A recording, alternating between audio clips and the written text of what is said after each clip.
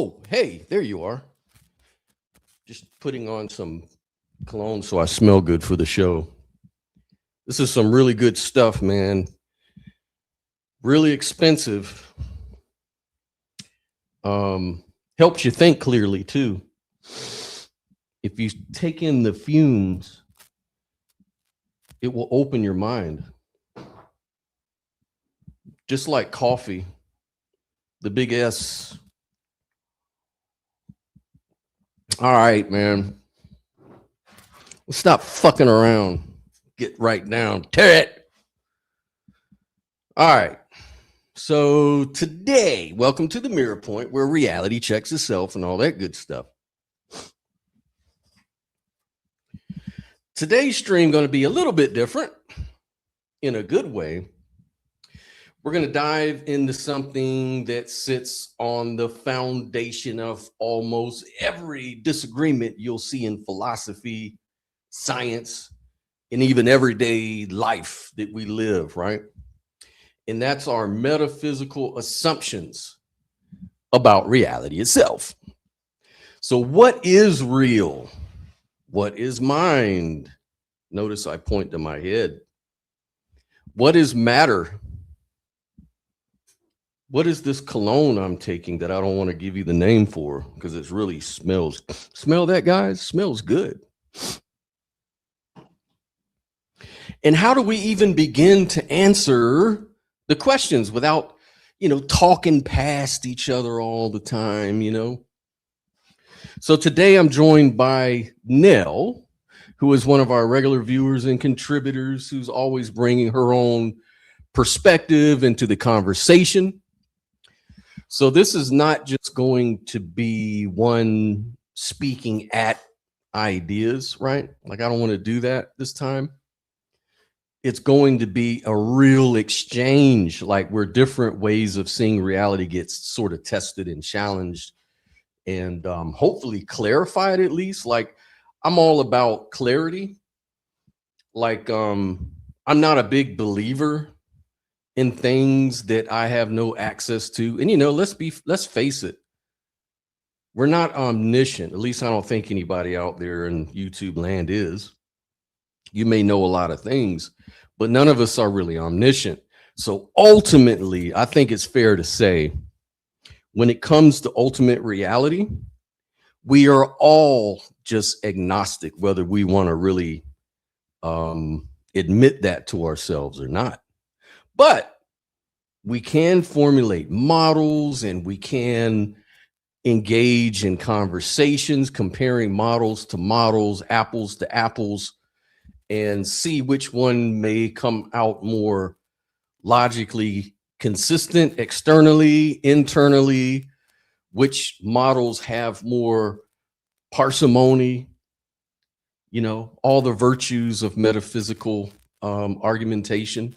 We can apply those and do a comparison among those frameworks. We can do that.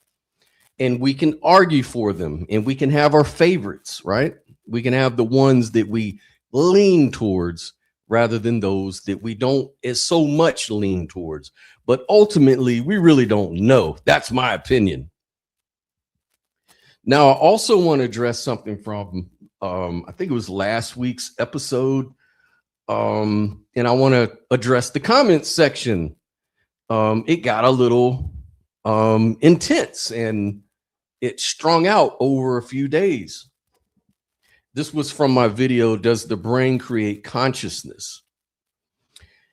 And so I wanted to highlight some comments between X of Music. Hopefully you're out there, you'll be out there, and myself. And I get it. When we start questioning deeply held assumptions about like consciousness, physical reality, or idealism versus physicalism, people don't just feel intellectually engaged, but they feel personally invested. They have a point to make and they want their point understood. And they want to fight against the challenges that come their way. They're trying to be rigorous on both sides of the coin. I get it. But I want to be clear this space here isn't about winning arguments or tearing each other down. It's really about sharpening ideas through like very honest, disagreement, not personal attacks though. You know what I mean? Like we don't want to just do that because it's not really moving the needle. Now it can be a bit fun to watch and even fun to engage in. But that's not what this show is primarily about. Stay tuned. It may get spicy though. So today we're going to, revisit some of those discussions, especially around idealism, physicalism, nature of consciousness, and all the things, right? Because whether you agree with me, disagree with me or other panelists or what have you, or if you're just somewhere in between, or if you'd rather be a quietist and not talk about it one way or the other, that's fine. Just I want to do that instead of any sort of hostility or disparaging language against another's person, things like that. It's just not necessary. I mean, if that's how you roll, that's how you do it, that's fine. I'm just giving the warning. You have to be able to take it back, right? You have to be able to get feedback from that sort of language. Actually, everything we present in public deserves feedback. That's why I'm not really against challenges, whether it be in the comments section or here on the show or anything like that. Because whether you really agree with me, disagree, the real goal here is simple. It's really just to understand reality a little more clearly than we did yesterday, right? So let's get into it.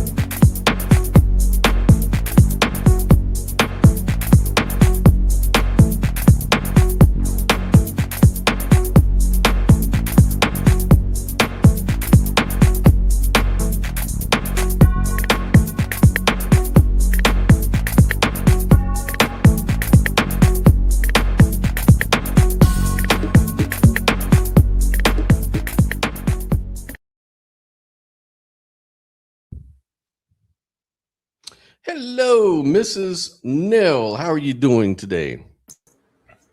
I'm doing all right. Just finished eating something, so I'm all set to get talking about the great idea, all these great ideas.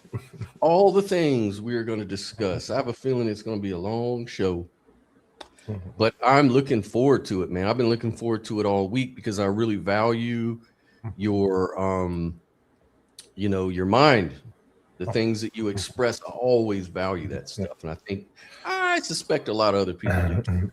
Well, I appreciate that. And I'm glad you framed it the way you did because, spoiler alert, I do not think that my metaphysical worldview is going to survive this pressure test. But what I do think can happen is we can refine what I could try to bring to the table. Because I mean, I'm still working this whole thing out, and I'm going to be honest. There's probably going to be some questions where I'm just going to be like, I don't know the answer to that yet. I still need to think on that, But I will try to answer to the best of my ability. That's awesome. I've got my own models. I put them in my archive them on my Substack, and I've got a few. I don't know which one is true. Sometimes I'm not even sure which one makes more sense to me. I guess the one that kind of makes sense is my I have a model called integrated idealism, but it kind of sounds dualistic though, and I'm not really a dualist. So it's got some, I don't know. Well, I mean, if you want, we could put you on trial today, you know, instead of me. Yeah, I was about to say I wanted to go through that. I wanted to go through yours first, and we'll look at mine after. But I did, you know, like I said in the intro, I did just want to get this out of the way because I want to get to your, because I know once we get to talking and other people join and get involved, it's just going to take a life of its own, and then this is going to get kind of lost. So I wanted to get this out of the way really quick. And shout out to Exa Music out there if you're there listening or whenever you do, if you do. But I had a video last week called "Does Consciousness or Does the Brain Create Consciousness?" Right? And it was just a short video, but I've been going in the comment section with Exa Music on this, and I just wanted to I didn't want to share my screen and go through all that. I just like copy and pasted the entire comment section. I don't even think it's necessary to go through all of it. I just wanted to maybe spend 10 minutes at the most to just kind of get your ideas on the conversation and what parts make sense, what don't, whether I'm incorrect here in your opinion or Exa Music is correct or incorrect, you know, just to kind of get that out the way, because while we're challenging metaphysical ideas, you know, I'm the one that needs it the most because I've got a whole channel, like I'm public with it, right? And so if anyone deserves feedback, it's me because I'm putting it out here, right? So anyways, I'm going to start off. So Exa Music responded. His first response to that video was always saying, and I'm quoting everything, always saying the brain is just matter is highly misleading. That would imply it's just tissue. But there are electrical and chemical processes taking place in the brain with neurons, synapses, neurotransmitter molecules, etc. You could say it's all physical processes, but saying it's just matter is not accurate. It's hyperbolic statements made to make a vague impression akin to dumb stuff. The processes involved in cell reproduction are so complex in and of themselves to warrant a conclusion of magic to a dimwit calling the brain just matter. Cell reproduction alone replicates around 3 billion base pairs of DNA with extreme accuracy and checks for DNA damage and either fixes it or halts division. The brain has around 86 billion neurons, each forming thousands of connections, yielding on the order of 100 trillion synapses. The brain's activity involves electrical signaling, neurotransmitter dynamics, gene expression, metabolism, structural changes in synapses and interactions across multiple scales of organization. So does just matter capture any of that complexity in the minds of people using that term? Again, it's a dismissive and ignorant characterization. That was his comment to me.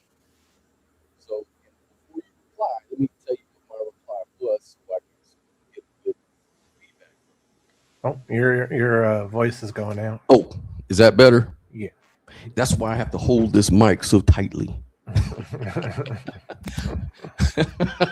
So I replied, I said, I agree that the brain is astonishingly complex and that reducing it to just tissue would be misleading.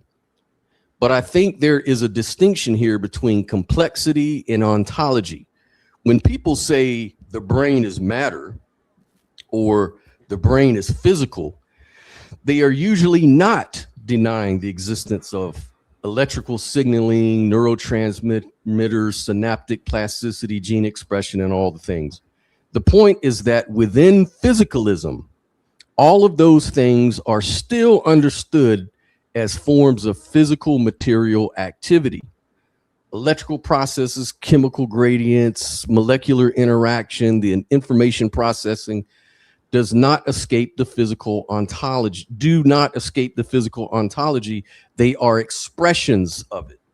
So the question is not whether the brain is merely inert tissue. Of course it isn't. The question is whether increasing complexity in physical processes, no matter how elaborate, explains why there is subjective experience at all. And then I go in with the hurricane analogy, like a hurricane is vastly more complex than a rock, but complexity alone does not obviously produce first person experience. Likewise, saying the brain involves electrochemical dynamics deepens the mechanism, but it does not yet answer why those processes should be accompanied by self-awareness, color, quality of pain, meaning, or sense of self. So I'm not dismissing the extraordinary sophistication of neuroscience. I'm questioning whether moving from matter to extremely complex physical processes actually solves that explanatory problem. What do you think so far? No, I'm trying to think. Pretty much, I'm in agreement with you because I mean, yeah. If we were to just look at that statement, it's just matter on its own, within a vacuum. Yeah, that does sound very dismissive, but it's like there was an entire context behind that statement that we can't forget about. Right. Which you put eloquently that you're not just saying it's you're not dismissing the complexity, but at the end of the day it still just comes down to physical stuff is what you're saying, and it's like, well, then how does consciousness come from physical stuff? And that's a legitimate question. Yeah. Do you notice the screen freezing? I'm going to ask out here because I think Joel is saying, and hi Joel, by the way, is the screen freezing for anyone else? I haven't noticed anything yet. But then again, I've also been distracted by my cat. So yeah. So yeah, because if it's free, because I'm thinking it could just be me freezing, or I don't know if the background is also freezing. If it is, then I think it would be local to Joel's computer, maybe, or internet or something. It's always Joel's fault. It's always Joel's fault. Joel, you're always the one, aren't you? All right. So then here goes the next thing. X Music then replies, give me an example of a non-subjective experience. Subjective experience is what would be expected from physicalism. That's not the deciding factor between a materialist and non-materialist point of view. Again, what experience would a purely physical brain give? In detail, what parts of your conscious experience cannot be explained by brain activity, like vision, smell, depth, auditory experience, memory, creative imaging, other experiences? Which ones are incapable of being produced by brains? Actually, brains and nervous systems. Brains don't come by themselves. Another misnomer. Then I replied, I think you're slightly reframing the issue. I'm not arguing that vision, smell, memory, imagination, creativity, or other aspects of conscious life are not correlated with brain and nervous system activity. The evidence for those correlations are overwhelming. The question is not which experiences cannot be produced by brains. The question is, how do descriptions of brain activity explain the existence of subjective experience in the first place? When I talk about subjective experience, I don't mean a special category of experience. I mean that all experience is subjective in the sense that there is something it is like to have it. Seeing red, hearing music, feeling pain, recalling a memory. These are all experiences that possess a first-person character. The hard problem is not asking how the brain performs functions such as visual processing, memory formation, sensory integration, or imagination. Neuroscience has made enormous progress there. The question is why any of those processes should be accompanied by experience at all, rather than occurring entirely in the dark. For example, if you completely describe the wavelength of light, retinal activity, neural firing patterns, cortical processing, and behavior responses involved in seeing red, where in that description do you find the felt redness itself? You have described behavioral responses involved in seeing the red. Where in that description do you find the felt redness? You hold on, lost my spot. Why is that? So I'm not claiming that you have described mechanism correlation, but many philosophers argue you have not yet explained why those mechanisms should be accompanied by experience. I am simply pointing this fact out. You never seem to acknowledge this tension. Why is that? So I'm not claiming that there are aspects of consciousness that neuroscience cannot correlate with brain activity. I'm questioning whether correlation and functional explanations are identical to explaining why there is a first person perspective at all. In fact, I would turn the question around.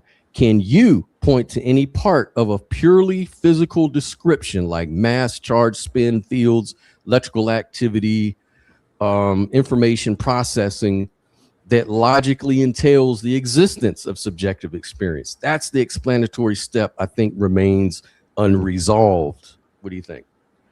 No, I think that really does get to the heart of the issue between those who think consciousness is emergent, between those who think it's fundamental. It's like, because I'd say the physicalist would push back and say, well, if we solve all the the easy problems of consciousness, well, then the hard problem just will eventually dissolve away.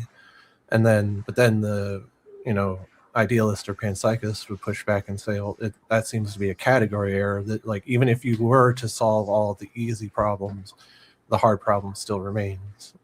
And so I would say that it depends on where you're coming from that. And like, if you honestly believe the easy problems will solve the hard problem, can you substantiate that? Right. And remember, the hard problem of consciousness was coined by David Chalmers, who asked the question from a materialist perspective, right? Yeah. So that's something that always gets lost. A lot of people think that idealist or dualist or religious people came up with that problem. They didn't. That's not what it is. So like, it is a good question to ask. Like if let's say just, hypothetically that we were able to explain the brain's entire function, all the functions, how it's all interconnected, every problem, does that solve the hard problem? Exactly. So I'm not going to keep reading through most of this. I'm going to get to the other parts here, because all we really do is he just starts throwing more descriptions at me that sound very overwhelming. Like, how do you explain all of this, all of that? And then no wonder you don't get it, because you don't understand that there's so much going on. How do you just assume that you can just sweep all that stuff on the rug? I'm like, and I'm just constantly going back with the same point that there's a difference. I'm not disagreeing, blah, blah, blah. But let me get down to the last parts here.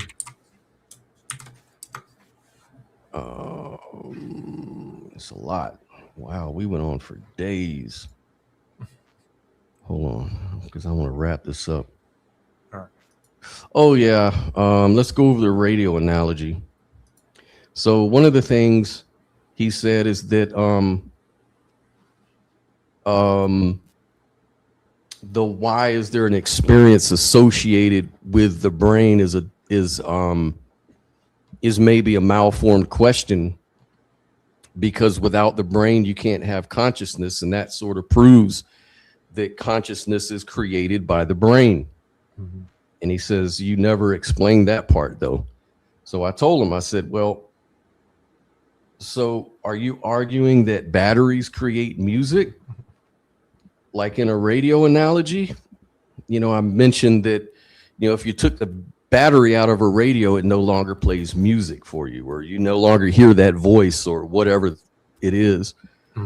So does that mean that, and I'm not saying, and I kept saying, I'm not saying that my view is like a radio. I'm not saying the brain is a radio. It's not. Yeah. I always have to tell, I don't know why you always have to say that to people, But like, that's the first thing they always jump on. Oh, brain's not a radio. We know how radios work. Oh man, you failed. Yeah, like, it's always important to remember that there's no such thing as a perfect analogy.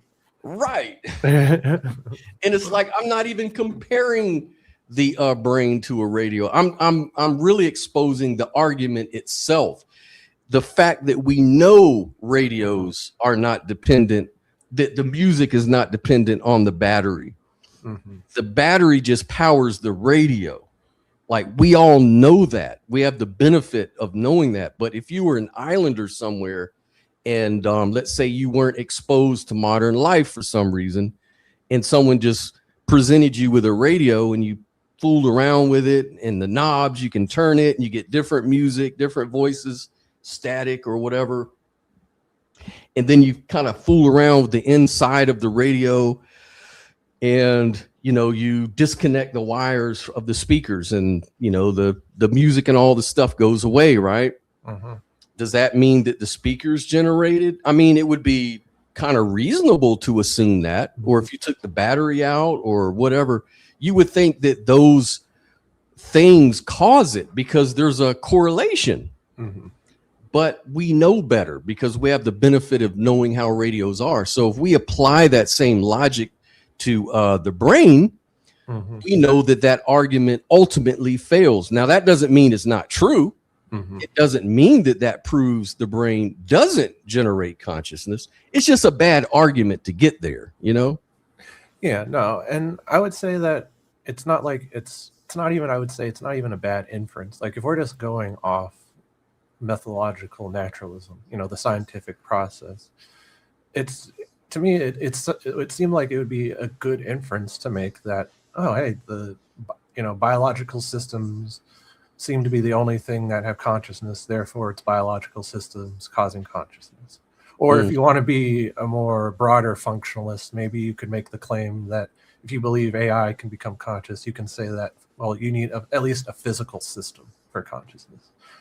And so you can make that inference. But then the idealist can make with your analogy that you're pointing out, you can say though that, that it shouldn't just be a given. Like, maybe we are mistaken. Exactly. Well, here's the response to that he gave, and it's exactly as I predicted. He goes, in case you didn't catch my drift, the radio analogy is awful. You seem to get confused. The brain's not a radio. You seem to get immersed in bad metaphors, analogies, and poetic language for the exact reason that you're talking about. Air, nothing, things that don't exist. You trust in a lot of philosophical jargon, and you really haven't done the hard work to even understand what you're talking about. I don't engage with it at all. I'm not interested in your philosophy as an approach to understanding reality. I don't use isms or philosophy. It doesn't mean anything. And I feel that people who do they don't know how to use everyday language to explain words they don't understand in the first place. Not that I haven't done graduate work and research in philosophy. I have. Again, thinking I haven't read your response or not understanding your points is just self-flattering position on your take. What you're missing, though, is that I'm not going to engage with layers of fallacies. You need to demonstrate the most basic assumptions at the beginning of your arguments. You're always talking about solving the problem of consciousness with the problem being a foregone conclusion. Again, for the millionth time, you first have to list what makes up what you're calling consciousness without circular definition. Just list what it is, its components specifically. That's all you have, and that's all consciousness is. So I responded, I said, well, you can say anything you want, but as I said, I'm just trying to be clear on my position. I think we're getting closer to the actual disagreement, actually. First, I'm perfectly willing to drop the radio analogy. Analogies are illustrative, not arguments. If the analogy fails, the philosophical question remains unchanged anyways. Second, I don't think consciousness is a foregone conclusion in the sense you're suggesting. It isn't intellectual progress to just think arguments close the questions once and for all without acknowledging the challenges that actually exist within philosophy of mind. This certainly applies to my view as well. It's just that the refutations you give are part of the bad argumentation you're crying about. The only thing I'm taking as given is that experience exists. If I'm mistaken about everything else, I still cannot coherently doubt that there is experience occurring right now. That's my starting point. You keep asking me to list the components of consciousness. My answer is that consciousness is not a composite object whose parts I can inventory and put in my pocket, like a car engine or a pencil. What I mean by consciousness is simply the fact that there is something it is like to exist, perceive, think, feel, imagine, remember, or be aware of. The crucial point is that all of those I can list are contents of experience, while consciousness refers to the fact that they are experienced at all. Now, here's where I think our disagreement lies. You seem to think that if neuroscience can explain vision, memory, attention, language, decision-making, and emotional regulation, as you keep repeating, then consciousness has been explained, as you've already told me. I don't think that those are identical questions. Suppose tomorrow neuroscience achieved a perfect model of every neural process involved in seeing red. We could predict every behavior, every report, every member association, every decision arising from that state. My question would still remain, why is there something it is like to be in that state? That's not a language problem. It's a metaphor. It's not a metaphor problem. It's not a mysticism problem. It's a question about whether a third person description of mechanism is logically identical to a first person experience. This you are unwilling to grant, and I wonder why. You may think the answer is yes. That's a perfectly respectable position. But that answer in itself is a philosophical claim, not a scientific result. You are also doing philosophy right now. So I'm not asking you to engage with idealism, dualism, or any other ism. I'm asking a much simpler question. Do you believe that a complete description of information processing answers why subjective experience exists at all? So that was my response.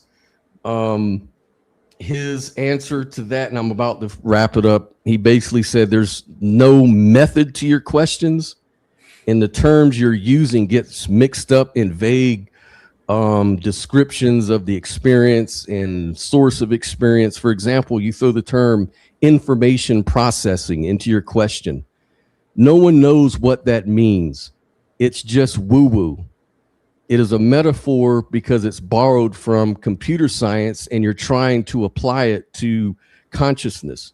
Neural activity would be the cause of both reasoning, creative behavior, memory, sensory perception, imagination, etc. So as you may or may not see it from example, your questions are filled with haphazardly thrown together terms in word salad. And all the things I just mentioned are parts of components of experience, which is what it is. That is consciousness. You're mixing up a lot of terms into a word soup, and the debate begins at you detailing exactly what things you think make up what you're calling experience that you can't even describe. So I told him, you know, you're the one bringing up correlation and causation. That's a scientific statement. No, he says that. You brought up correlation is not causation. That's a scientific statement. So is conscious experience emerging from brain activity? In case you're confused, this is a scientific discussion, not a philosophical one. And correlation is not anything I recognize at all. Consciousness is just the brain, and it's all physical all the way down. That's not philosophy. That's just reality. All right. So I'm not going to go any further, but he basically called me a doofus. He said, he called me a doofus and then called me like a little, he kept calling me little brother.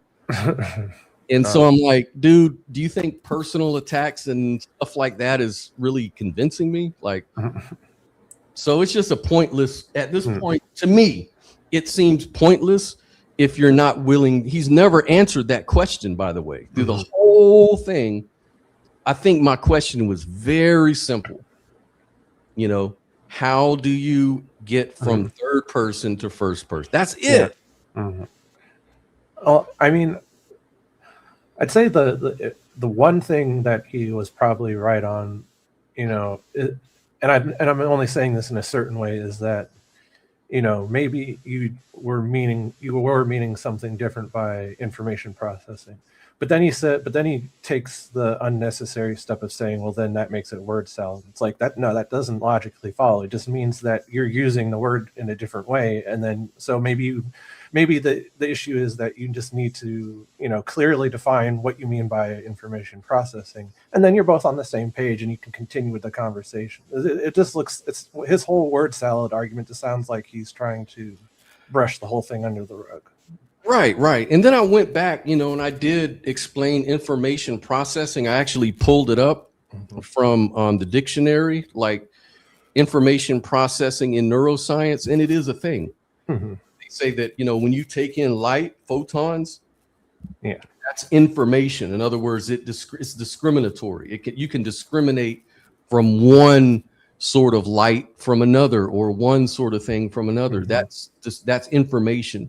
And then your brain processes all of that discrimination into an experience, you know, into a way of experiencing it, right? And that's not my question. My question is, why, you know, why is it, or how? You know, there's so many questions like that. That's it. And well, it's like, and what you struck, something that you said that he said struck out at me is, you know, it's like he doesn't.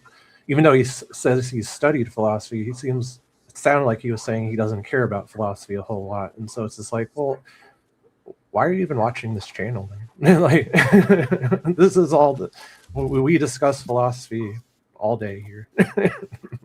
Yeah, it's philosophy all day long. That's the other thing I noticed with a lot of and it seems to always come from, and I hate to say it because I'm an atheist too. I'm not trying to disparage atheism. It seems to always be a normal thing to say from atheists or materialists or whatever. I don't do philosophy. Philosophy is meaningless. And they're always making these grand philosophical claims. And I never understand what. Yeah. And the whole thing that, you know, science isn't philosophy. I mean, perhaps in one sense it's not, but it's like the whole scientific process is underpinned by philosophical assumptions. You know? It's like philosophy, or, you know, science in a sense can't escape philosophy. Yeah. And sure, you know, and you can say that most you can say is that this particular philosophy strips away any sort of metaphysics. It's not trying to tell you what fundamental reality is, but, you know, it is, you know, it's just describing behavior, the behaviors of things. Yeah. And you can, and, you know, if it turns out that we can actually scientifically prove somehow that consciousness is identical to all that processing somehow, I'm fine with that. That's even cooler, really. If you think about it, it's almost like idealism still, because it's still non-dualism, right? And it's still consciousness. So I don't understand where it goes. Where I don't know, because people think that idealism has to entail like an afterlife. Like, you can't be conscious unless you're, you know, like they'll say you can't be conscious without a brain. It depends on the brain. I agree with all that. As an idealist, I would agree that consciousness depends on a brain, but it also depends on a body, which also depends on breathing air, eating food, drinking water, living in the universe we live in. Like, it goes all the way down to all the things we can talk about, right? So yeah, I can say it depends on all that stuff. That doesn't mean all that stuff is my consciousness or my experience. Like, you know, I don't know. But anyways, let's move on. For me, I kind of beat that dead horse. Before we did, and the other thing that stuck out to me though is, you know, what you brought up is that, they want you to explain consciousness in physicalist terms. They don't want to look at consciousness through the lens that you're looking consciousness through. Yeah. Yeah, right. And, we're all localized, and that's on physicalism or idealism, right? Mm-hmm. Like, we're all a local experience. So I don't know what's in your mind and vice versa. But anyways, so I was challenged and I challenged back, and I think it went well, even though, names were called or whatever, but then he cleared it up and said, I meant it as a loving term, like you're my little brother, or whatever, and you're just being stupid right now. So I'm like, cool. Well, if that's how you see it, I don't care. Be you. You do you. I'm just saying, if I clap back, don't be surprised. Anyways, let's go on to your viewpoint. And Sophia's out in the audience, so maybe she's got the link, so she'll probably jump in here in a bit to comment on it as well. But I'm going to go ahead and give you the floor and let you explain what it is. Well, before explaining what it is, I want to explain how I even got into this pickle in the first place. And I'd say that's what it comes to is, I started off as a physicalist who didn't, think about my take my own position seriously. It took a while for me to finally realize, oh, maybe I don't know as much as I do know. And so I eventually came to a point where I seriously challenged my the assumptions underlying physicalism, and I eventually decided, oh, I actually don't know what underlying reality fundamentally is. And so I stopped being a physicalist. But that didn't mean that I all of a sudden wanted to latch on to something else. Instead, I was far more comfortable just being in this agnostic position of I don't know. And I would say that's where I still am today. Just to be clear, this metaphysical theory that or framework that I've created isn't going to replace what I actually believe, which is my agnosticism. This is purely a mental exercise because, I love to entertain different ideas and see where they take me. For example, take physicalism. If I were to take physicalism seriously again and say, well, let's say that, for the sake of argument, physicalism is true, I would probably, come at it from a position of behavioralism and functionalism. Like, to me, that makes the most sense to try and explain physicalism in or consciousness in evolutionary terms. And I would just have to be, upfront about it with this doesn't answer the hard problem. That's still a mystery. And I would just have to bite the bullet with strong emergentism, and that's sort of like the physicalist position I would try to take, be, physicalism without the dogmatism. And then, there's but let's take idealism. I can also, as a agnostic, also entertain the idea of, well, maybe consciousness is fundamental and it's primary. So, that's led me to, if I take that seriously and I also, take my naturalism seriously as well, it's then, there's this simple, impersonal, universal consciousness at the foundation of everything. And, if we're trying to, what embodies it? Well, I've seen a lot of idealists say that it just, consciousness embodies itself. And the way that you can do that is with looking at consciousness as like a field, like in like a quantum field, and so the differentiation into individual experience occurs via mechanisms such as there's the symmetry breaking, quantum fluctuations, discrete state selection, and all that can be mapped onto the field of consciousness. But then where this conversation is going though is I ask myself, well, what if consciousness and the physical are both fundamental? What would that look like?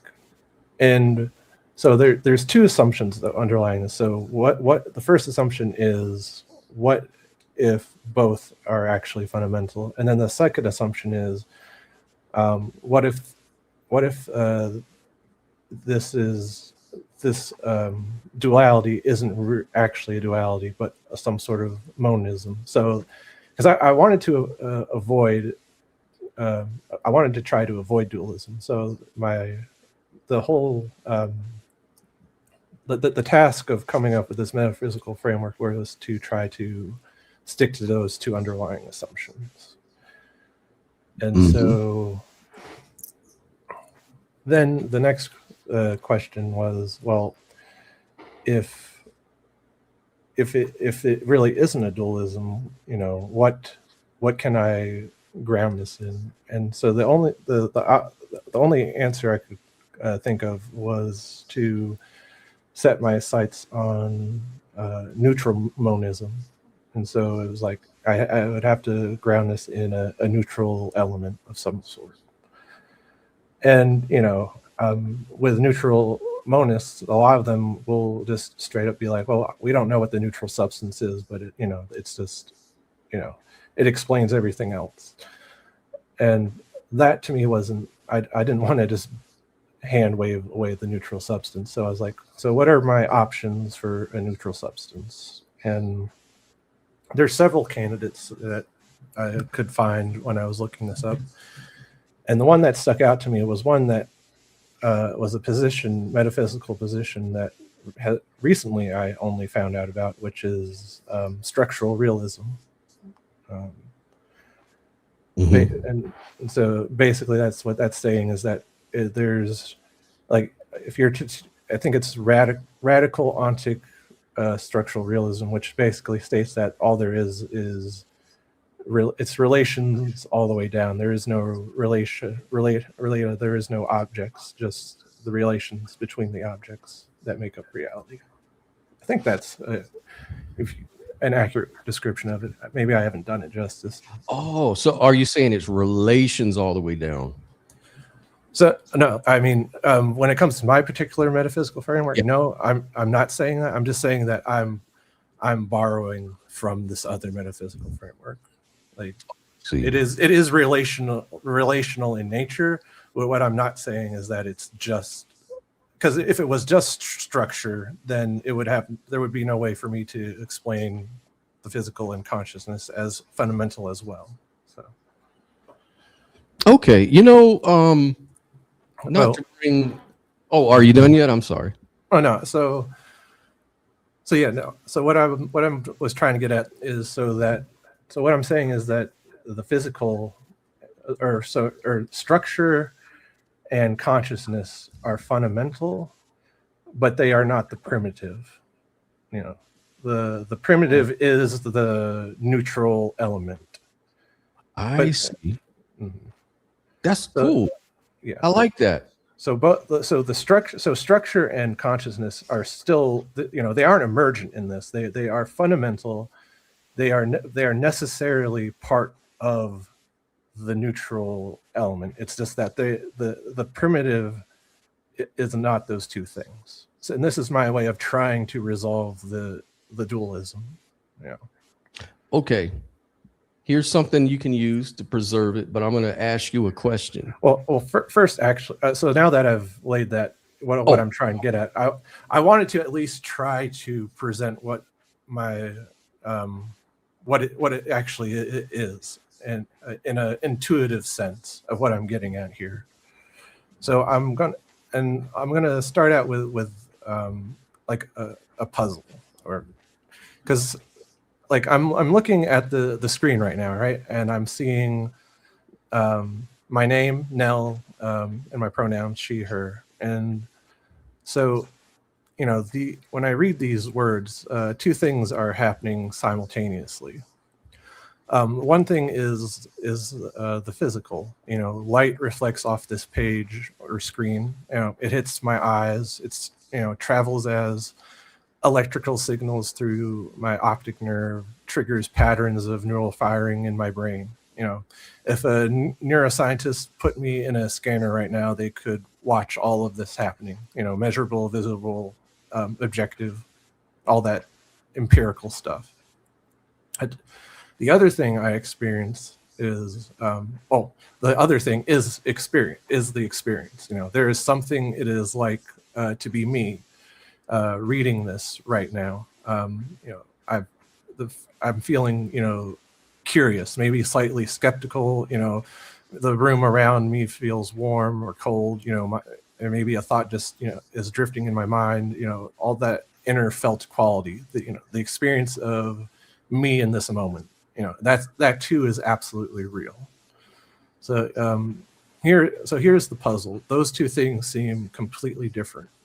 The neural signals in your brain look nothing like the feeling of curiosity. A brain scanner can see the firing neurons, but cannot see the curiosity itself. The physical description and the felt experience seem to belong to completely different worlds, and yet they are both happening right now in you simultaneously.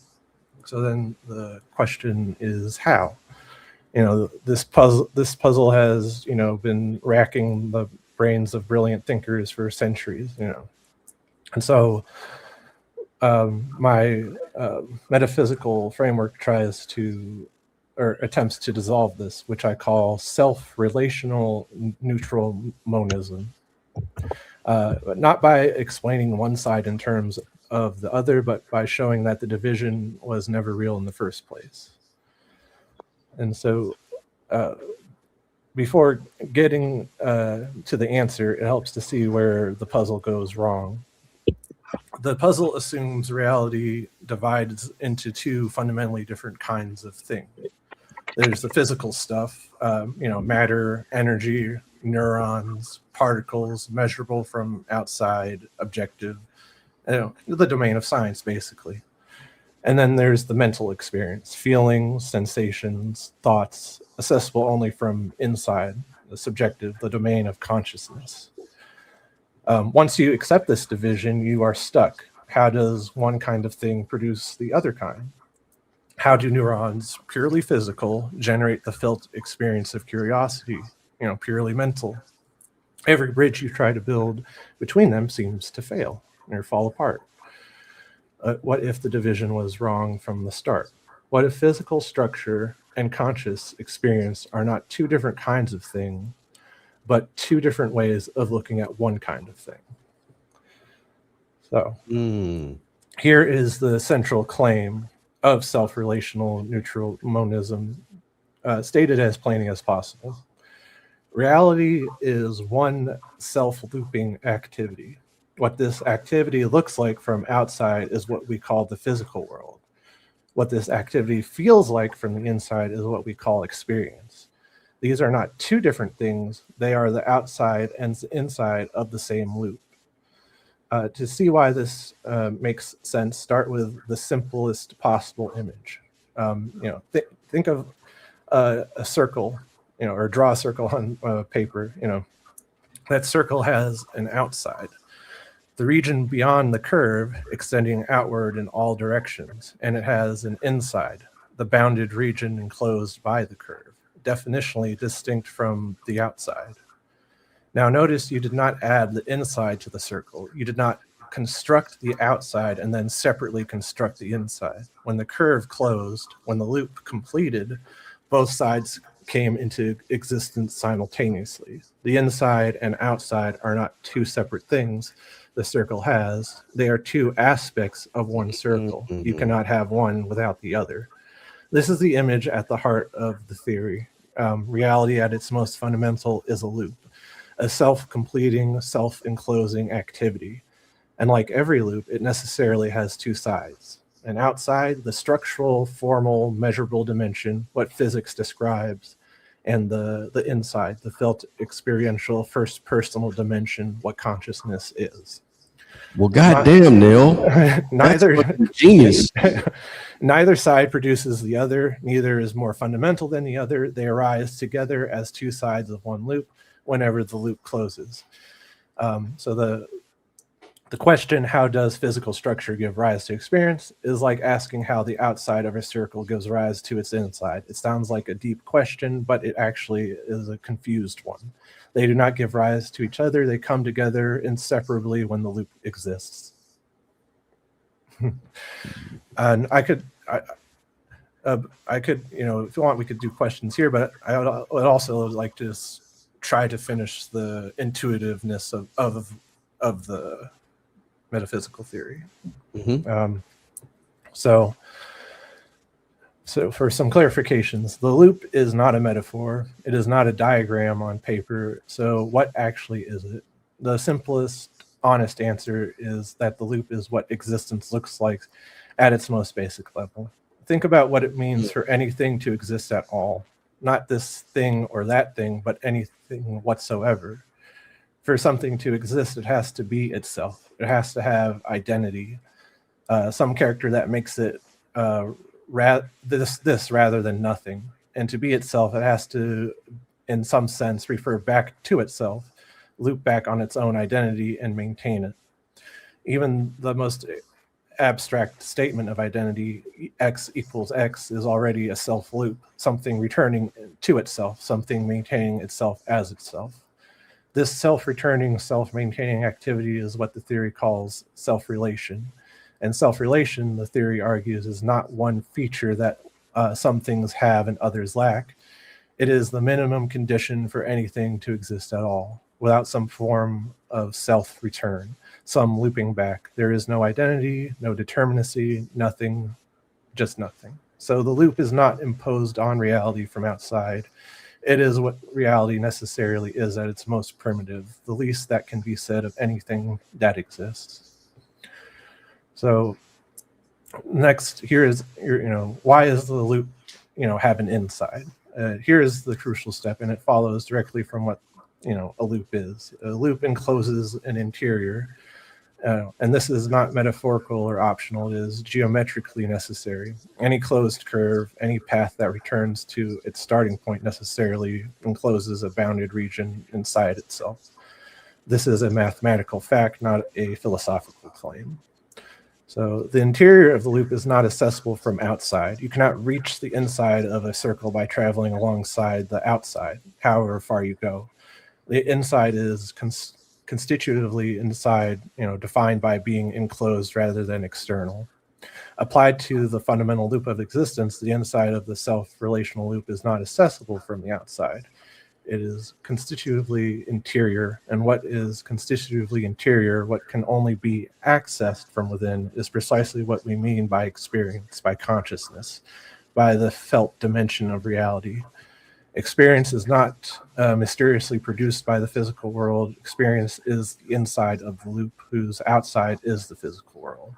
It was always there, not as something added, but as what the loop necessarily has by virtue of being a loop. This is why the hard problem dissolves rather than gets solved.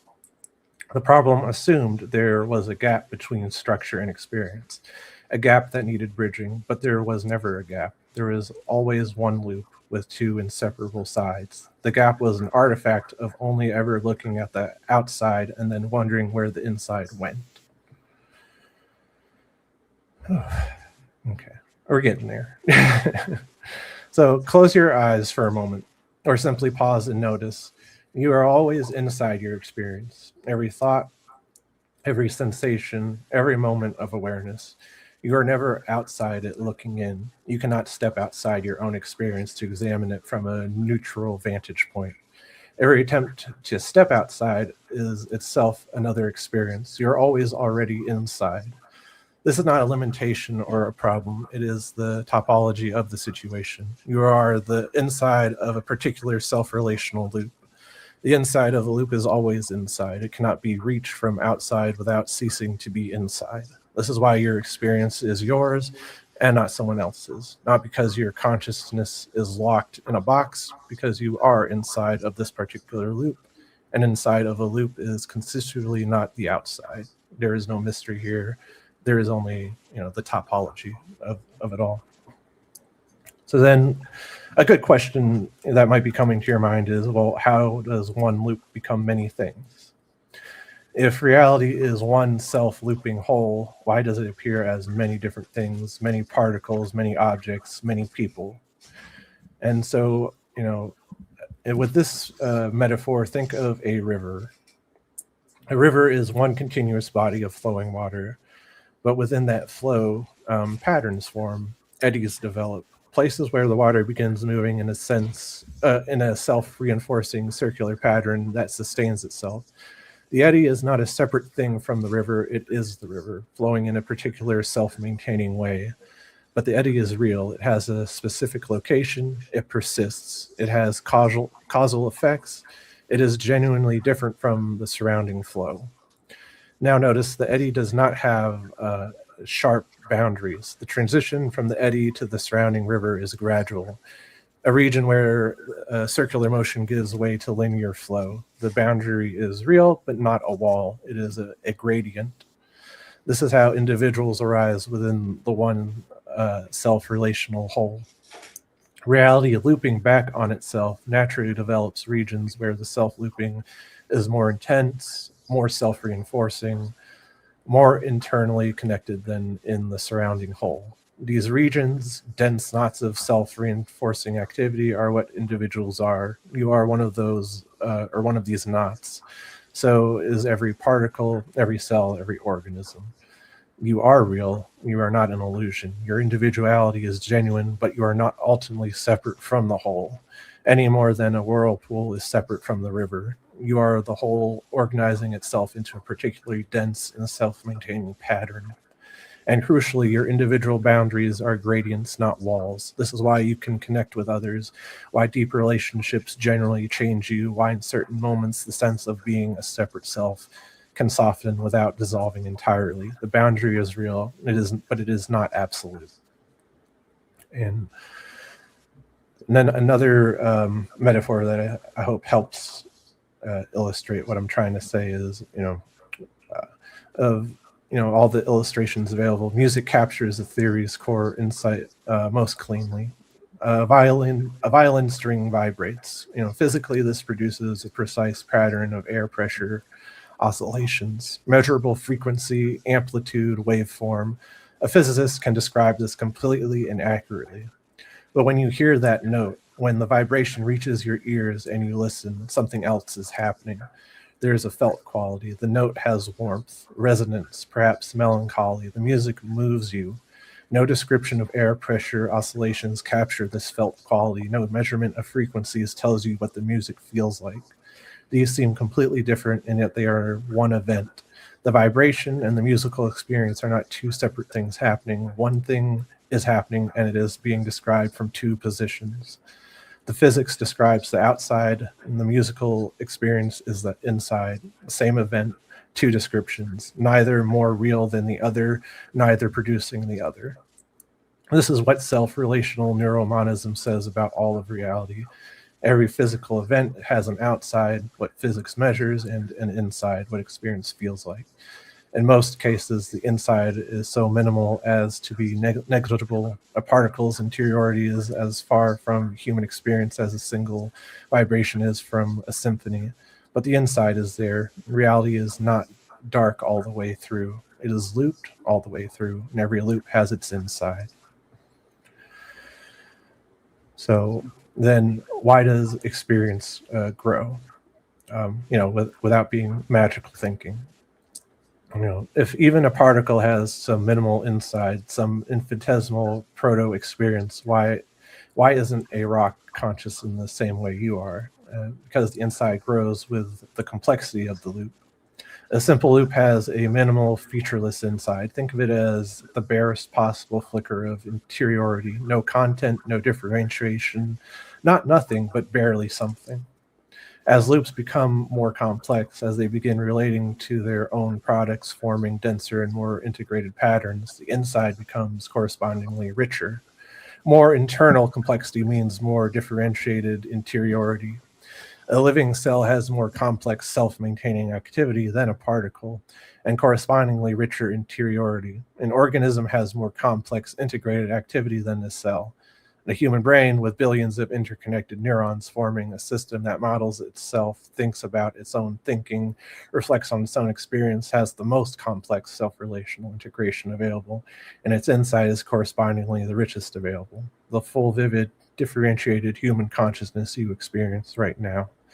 There is no magic here. The moment where experience suddenly appears from nowhere, experience was always there in minimal form. What changed from particle to cell to brain is how deeply, how complexly, how richly the loop loops back on itself. Your consciousness is not an accident. It is what what a sufficiently deep and complex self loop feels like from the inside. And then just a last thing to touch upon, because we can think about death here. The theory has something precise, though not necessarily comforting or uncomfortable to say about death. Your individuality is a particular self-reinforcing pattern within the one self-relational whole, a dense knot of activity that has its own specific character, its own specific inside, its own specific history and relationships and way of being. When you die, that particular pattern dissolves. The specific configuration, the specific you is gone. This is real loss. The theory does not pretend otherwise. Something genuine ceases to be. But the self-relational whole from which your pattern arose, the fundamental looping activity that is the ground of all existence, that does not cease. The river continues. The specific whirlpool that was you dissolves back into the flow. Whether that is consoling depends on what you value. The theory does not tell you how to feel about it. It simply describes as precisely as possible what is happening and refuses to either pretend that the loss is unreal or pretend the whole ceases when the individual pattern dissolves. So I think that's all for now. Okay, well, man, just from first hearing it, I don't see any problem with it. I guess. The issue is that there's it's conceptual accessibility. Like, I had to really try to make it, go with the metaphors and the analogies here to make it as intuitive as possible. Yeah, I get that. And with the circle, the outside of the circle, that's the substrate that's unknown. The outside is it's unknown to us. Like, we as the experience can't have access to the third person, the structure that is happening. See, here's the thing, and I've always said this, but I never argued for it. I never argued. This is just me. I think that the substrate probably will end up being neutral monism. That it's something we haven't discovered yet, right?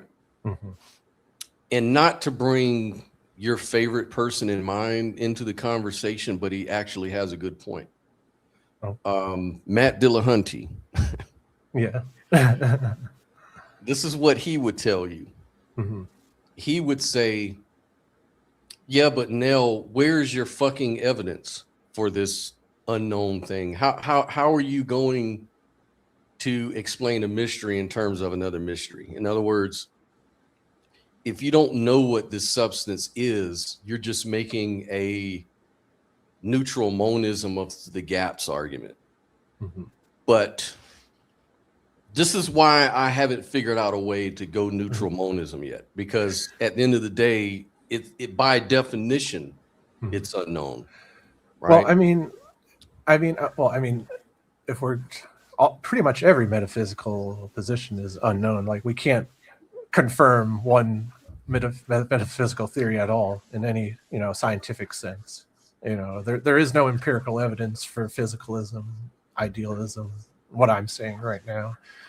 But also, though, I'm not, I tried to say earlier, though, that I'm not arguing that I don't know what the neutral substance is. I mean, it is the loop, but I get what you're saying. Like, and I would just say it's not about, if Matt's wanting scientific empirical evidence, I would just say, well, that's a category error, and what we're talking about is a metaphysical theory, and we can talk about the theoretical virtues and see where it lands on that.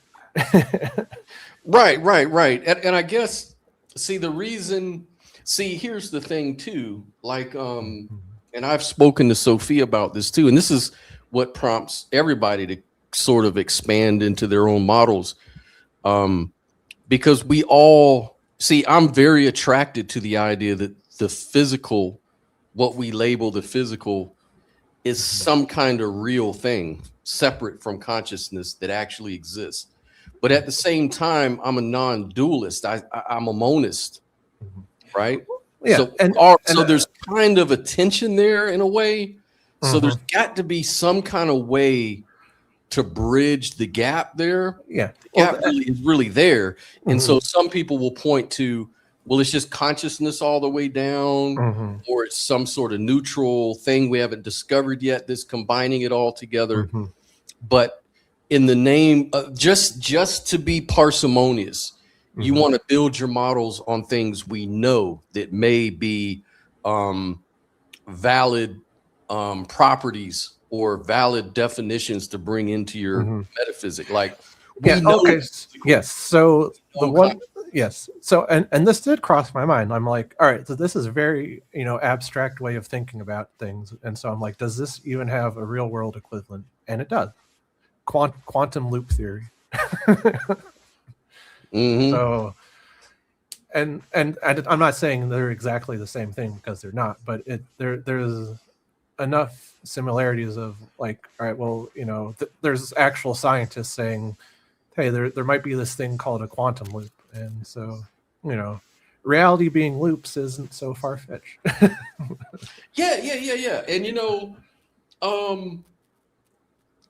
this is why, like, the word consciousness has so much baggage.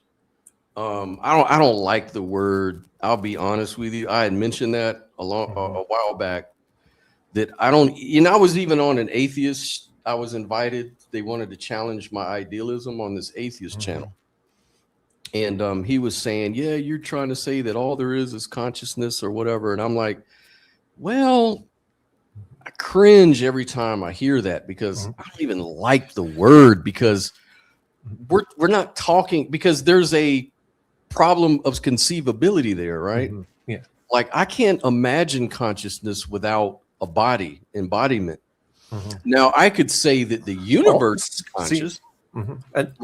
No, see, but that right there, that you having a hard time conceiving the embodiment, like that is, I'd say, one of the motivating factors that I came up with this metaphysical framework, because it's like, well, what if the neutral element is the embodiment of the consciousness, and not only that, but to treat consciousness with the respect that it still deserves as fundamental, and that's like all these lines I'm trying to weave. And because I understand also that, and the other major motivation for this was that it's like that strong feeling of wanting, things to be non-dual. It's like, this is the crossroads I was talking to you about earlier during the week, where it's like, I could either bite the bullet and say both consciousness and physical is fundamental, but then just embrace dualism. And, technically there's nothing wrong with that, as long as I can make the case that it has greater explanatory power than the monism, then the simplicity doesn't really matter.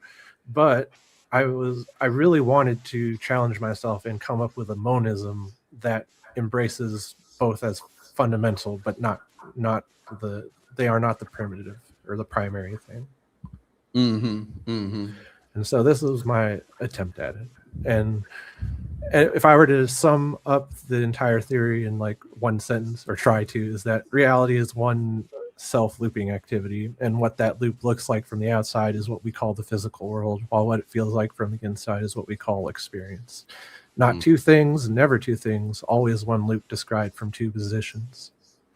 And see, in your own experience, like I say, if you can close your eyes, or really, Mr. Biscuit Speaks put me up on something he does as an exercise, like take an object in your room, like I can look at this cup. Now the cup's gone, and now I'm looking at my cologne, right? Now, both of those changed. So there's something that's transient. It could be even a feeling, like maybe one day I'm sad, the next day I'm happy, whatever. These are transient. These are sort of come and go sort of things. But all of these things take place inside of awareness, right? I'm always aware of something. As long as I have contents, I'm aware of those contents, right? So this is also kind of termed, like I put in the chat back there, is realization. Like there is a realization principle. I don't want to call it a thing. I don't want to call awareness something you can put in your pocket, you know, like that. But it's something maybe beyond our descriptions, but there's this awareness or this realization that we could ground everything into, right? But the question is epistemically or ontologically, right?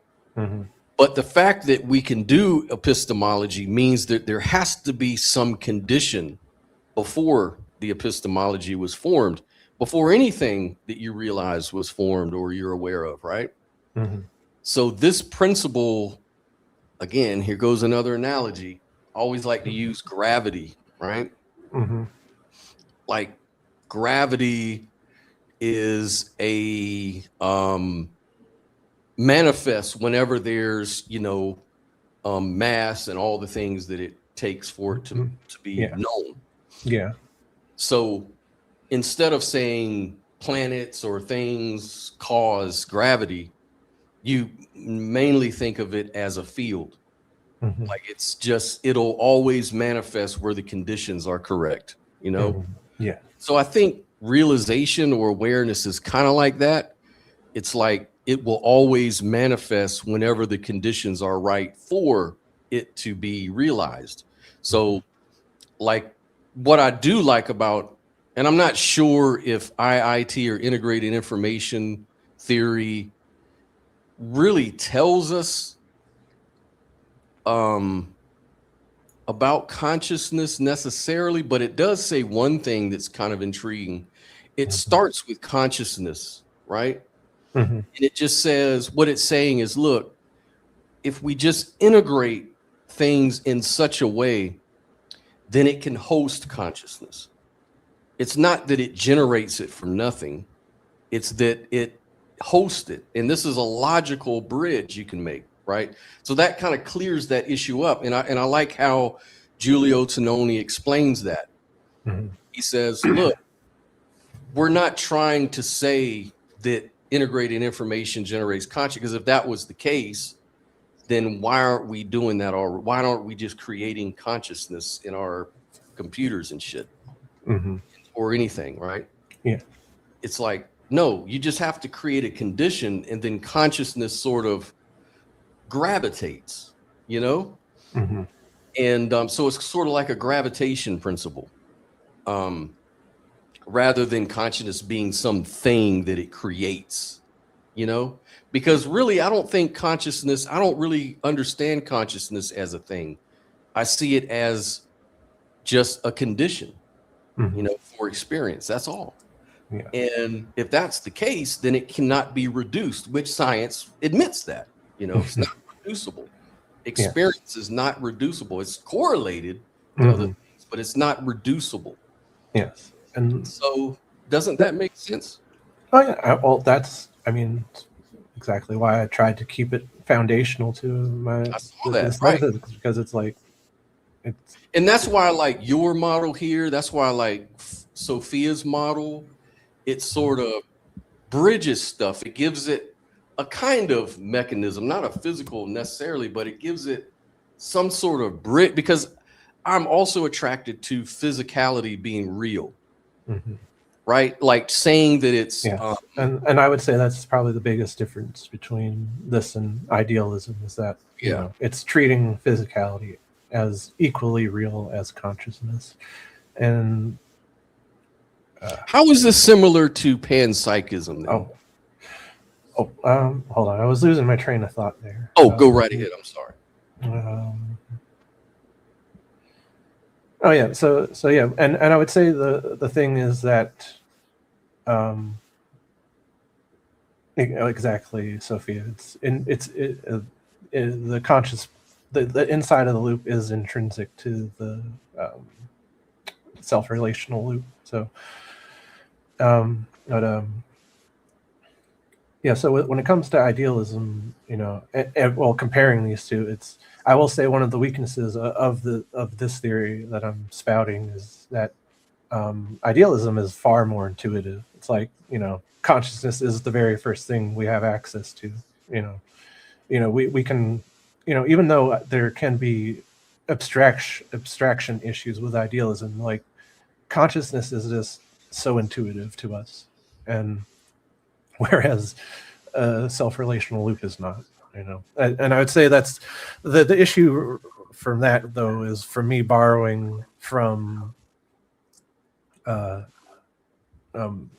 structural realism, because structural realism is very unintuitive way of thinking. It's very much like, well, it tries to describe things like with quantum physics, and quantum physics isn't intuitive at all to try to grasp. Yeah. But what were you saying? Yeah, panpsychism, because right.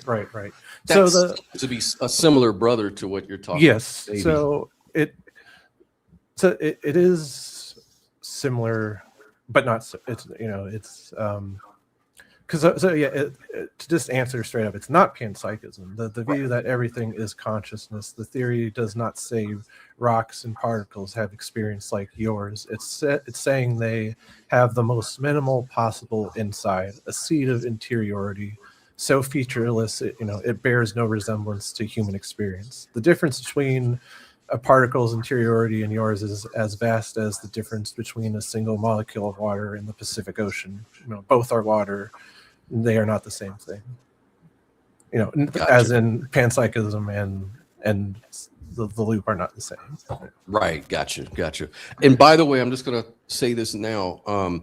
If anyone has a model like Dark Light Delirium, you're working on that book, and I know we've been working a little bit on it. I provided some suggestions. So maybe things have changed a little bit from the last time you were on here. So if you want to pop on and give your view, like in a brief summary, and then we can kind of all talk about that too. And Sophia, if you want to, again, come on and talk about LFM, we can do the same, all in a friendly manner, by the way. And anyone else that wants to jump on and talk about their view, no matter what it is, physicalist view, material, consciousness views, first views, or whatever.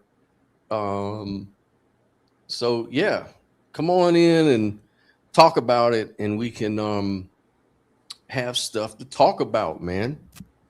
Now, while we're waiting, I have my own view that I was talking about called integrated idealism.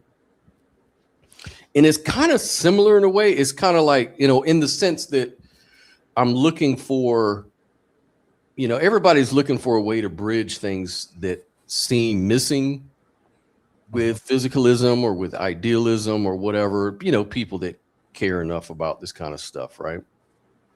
So that view is kind of like the view of it takes the idea of types and tokens in like computer science.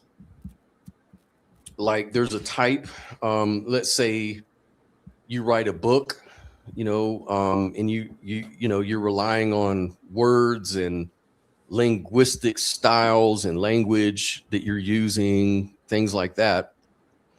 But no one thinks that the language is where the book came from, right? Or where the story came from. It doesn't come from the word or the language or whatever, right? But basically, those are tokens. In other words, those are used to express the narrative, right? And so that's the type. So you have consciousness or something conscious like I said, I don't like consciousness. There's a lot of things I need to work out here, but there's some sort of what you might want. I don't even like the word substrate. I hate substrate because that almost sounds like a thing, you know, like there's this, I don't know, Platonic. I don't even like Platonic. Like it's got problems. Like there's something like all of that that's going on that constitutes the type. And from that template comes these different expressions through the tokens, like human brains are a token versus animal or dog brains or cat brains or insect, you know, those are different tokens, right? And they're all expressing their own thing. And so it's all integrated, kind of like you said, like the feedback loop, the circle. And within the circle is the expression, but outside is the type, is how I would probably put it, if that makes sense. Okay. What do you think? I'm going to pull this up so I can be a little better at explaining it. Hold on. Okay. But do you have any thoughts while I'm doing that? Feel free. Well, could you just restate it once more? Sorry, sure. My brain was short-circuiting. Sure. So I'm just going to read it because I'm pulling it from my Substack article, which I'm going to list in the live chat in case somebody wants to take a look at it and react to it on Substack. Boom. All right. So I'm going to read it. So it says, integrated idealism is the view that the physical world is real, measurable, and law-governed, yet not metaphysically ultimate. Unlike eliminative idealism that treat matter as illusion, integrated idealism affirms the empirical success of science in the operational reality of the physical domain, while holding that physicality is a bounded mode of manifestation embedded within a deeper mind-like ontological ground. And just for notes, a lot of this, Sophia has influenced me with her LFM model. That's where I'm drawing a lot of these ideas from as well, because she brings up a lot of good stuff like physical being real rather than illusionary. I like that. I like it. And so I've incorporated it. I also like that. Because to me, it almost sounds like it, you know, in a way, you know, depending on the type of idealist you are, like you're almost defeating your own argument by saying that the thing that is most fundamental, consciousness, the things that it produces isn't real. Right. Like it's an illusion. Well, then what is real? Right. And so the central, and I'll read the rest. It says the central claim of this framework is that reality is layered. The physical domain consists of measurable structures, stable regularities, and quantifiable relations, accessible through scientific investigation. However, scientific description reaches limits at various theoretical boundaries, such as quantum indeterminacy, measurement problems, emergence puzzles, and the breakdown of current models near the Planck scale. These boundaries do not prove idealism, but they suggest that physical descriptions are not complete. They are incomplete as an account of ultimate ontology. Integrated idealism interprets these limits as indications that the physical is a local domain within the nested hierarchy, within a deeper generative order. So that's kind of similar to what you're saying. Then I go on. It says this deeper order is understood not as a supernatural realm, spatially outside the universe, but as ontologically prior to physical manifestation. Outside here refers not to location, but to explanatory scope. The physical is embedded within a broader field of mind, like a proto-experiential structure whose dynamics constrain, organize, and give rise to measurable reality. Matter is therefore derivative rather than self-grounding. It's real, absolutely real, just not fundamental. A key conceptual resource for this view is the distinction between types and tokens. Tokens are particular instantiations. This tree, this neuron, this brain state, this observed event. Types are invariant structures, repeatable forms or universals, instantiated across multiple tokens. Integrated idealism proposes that tokens are not, proposes that tokens are localized expressions or perspectives of deeper types. Just as many written occurrences instantiate the same word type, many physical particulars instantiate deeper lawful or experiential structures. So the next one. Now, experience plays a foundational epistemic role in this framework. Immediate consciousness does not first disclose isolated theoretical objects, but rather qualities, patterns, structures, and invariants, color spatiality, temporality, pain, identity, form, continuity. In this sense, experience reveals types prior to tokens.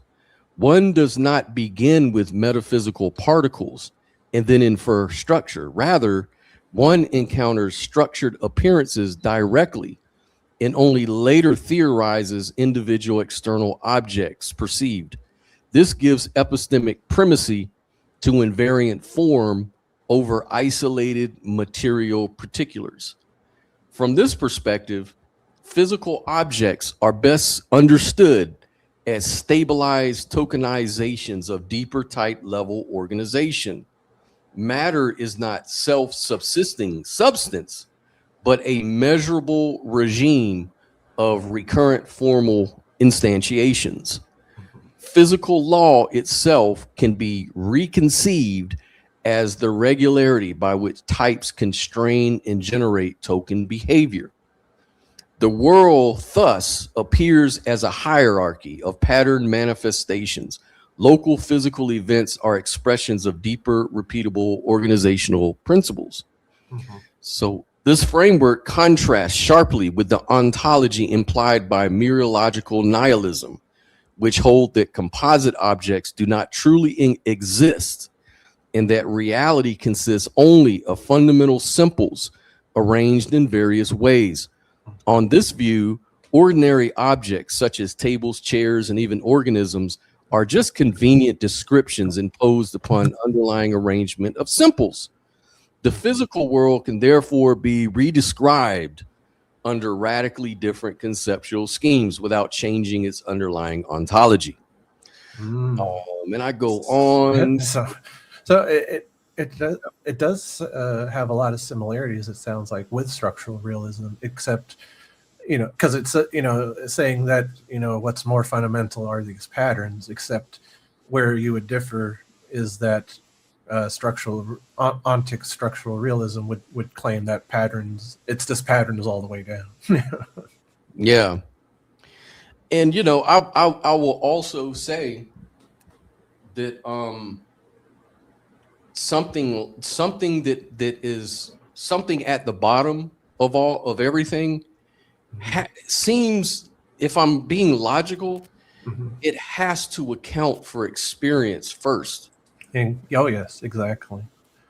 Well, that's why with my primitive, it's like, it it's one of the, I'd say one of the most simple, simplistic ontologies. It's just the single primitive of the, the self-relational loop, but the loop has the two sides. It has the structural and the interior, which is the experience. And, that experience necessarily is part of the primitive.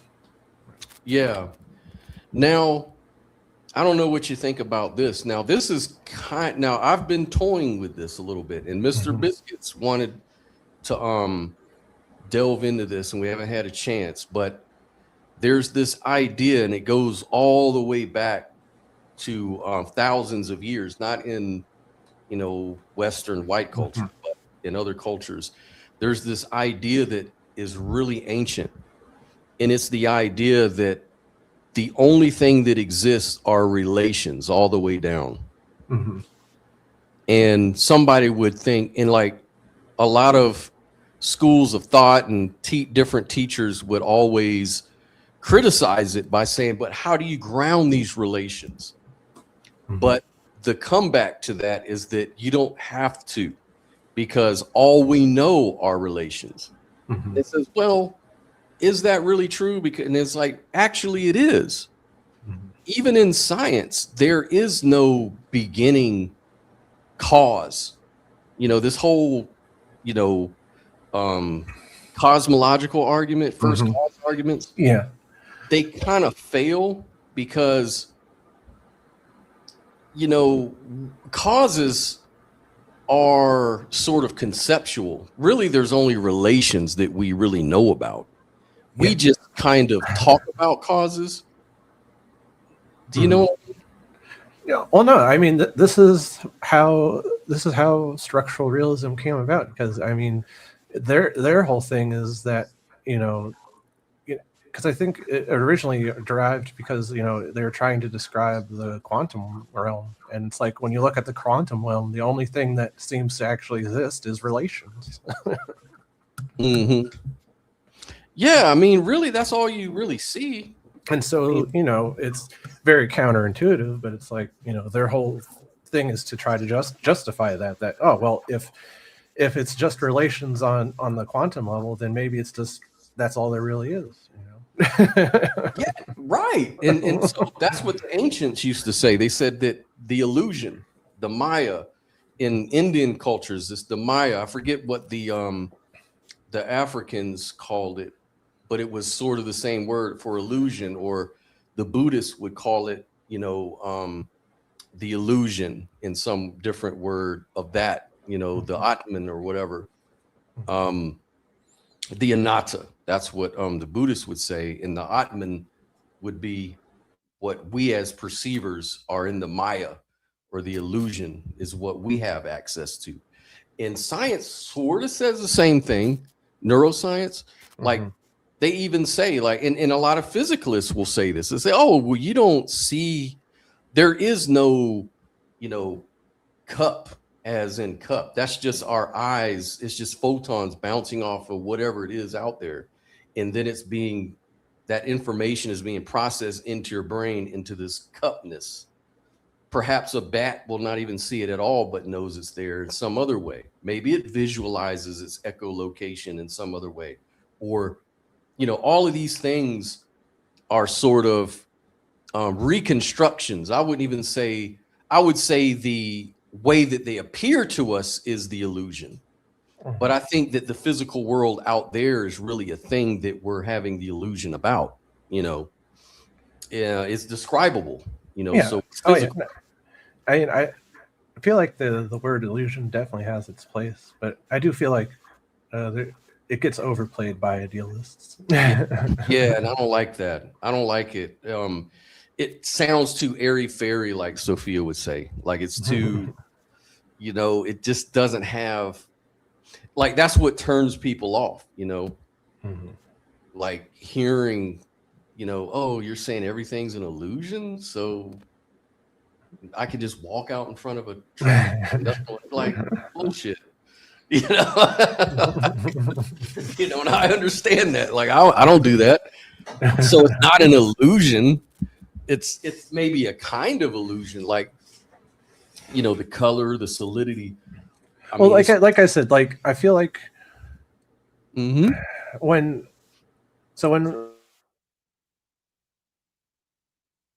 it's like, you know, you spot a stick, but it was really a snake. You know, that's in a type of an illusion. Like your mind played a trick on you somehow. You know, that's what we traditionally think of as an illusion. Mm-hmm. And then to then extrapolate that out though to different levels or realms of reality, I don't know how well that works, because it's like, sure, you could say that, you know, the wetness of water is an illusion because doesn't exist on some fundamental level, but like how really helpful is it to just be like, oh, that doesn't really exist? Because it really does exist on some sort of you know, not on the fundamental level, but like on an, you know, to use the word emergent level, you could say like it really exist. And so I don't know how to try and compare that to like a mind playing a trick. I don't know if that's right. I see it more like another metaphor, like the Russian nested dolls. Like maybe the system that we're all experiencing and interacting with is just one system that has nothing to do with the system that it's contained in, which has nothing to do with the system it's contained in. Like it could just go on and on and on for all we know, right? And while what's going on in each system is real, it's not an illusion in that way. It's just that it's kind of separated. It's kind of like you can see it even in one system. Like we already have access to one system. It's called the quantum realm that is separated from the classical Newtonian realm, right? Like we don't do quantum tunneling. I wish we could. And see, that's the thing where I feel like though, where, you know, both of us are obviously attracted to non-dualism, but it has its limits of like, you know, we can say, oh, like, you know, even like a physicalist can be like, oh, all that there is, you know, quantum fields. We're all just fields. And it's like, well, okay, well, what does that do for me on this level, this classical level of, you know, body, of cells, of, you know, just all these different systems interacting with each other. Oh yeah, it's like I was in discussion with Dave, who's, you know, who watches us all the time, and he was saying, I don't understand why you guys always want to reject duality when it's so obvious. And I had to tell him, look, I'm not rejecting duality. I reject dualism. Mm-hmm. It's like I don't reject the physical, but I reject physicalism. You know, there's a difference. Like you have to understand the words we're talking about and how we're using them. Like obviously I'm not this cup and I have to interact with this cup. You know, does that mean that me and the cup are ontologically separate things from each other? I mean, from a mereological nihilist perspective, no. That all there is just one big soup of energy going on. It's our brain and our way of, you know, relating to reality that causes these distinctions and dichotomies and stuff like that. The Buddhists are right on that. But that doesn't mean that, you know, reality is an illusion necessarily. You know what I mean? It's just that we're experiencing it in a particular perspective. Our perspective is real. You know, possibly there's another perspective that maybe is possible. Like I understand all this from doing DMT. You can experience that firsthand, that you can obviously see reality apart from your normal way, but it's still the same reality I'm looking at. Like, sure, I can look at this cup while I'm sober, right? It won't look the same if maybe I'm on DMT. It may look like an elf or something. I don't know. But which one is correct? Maybe none of them. Maybe it's just totally different. Well, it's like you know, from a certain perspective, they're both correct. It's like, you know. I'm saying, like, it's you can't have an incorrect perception.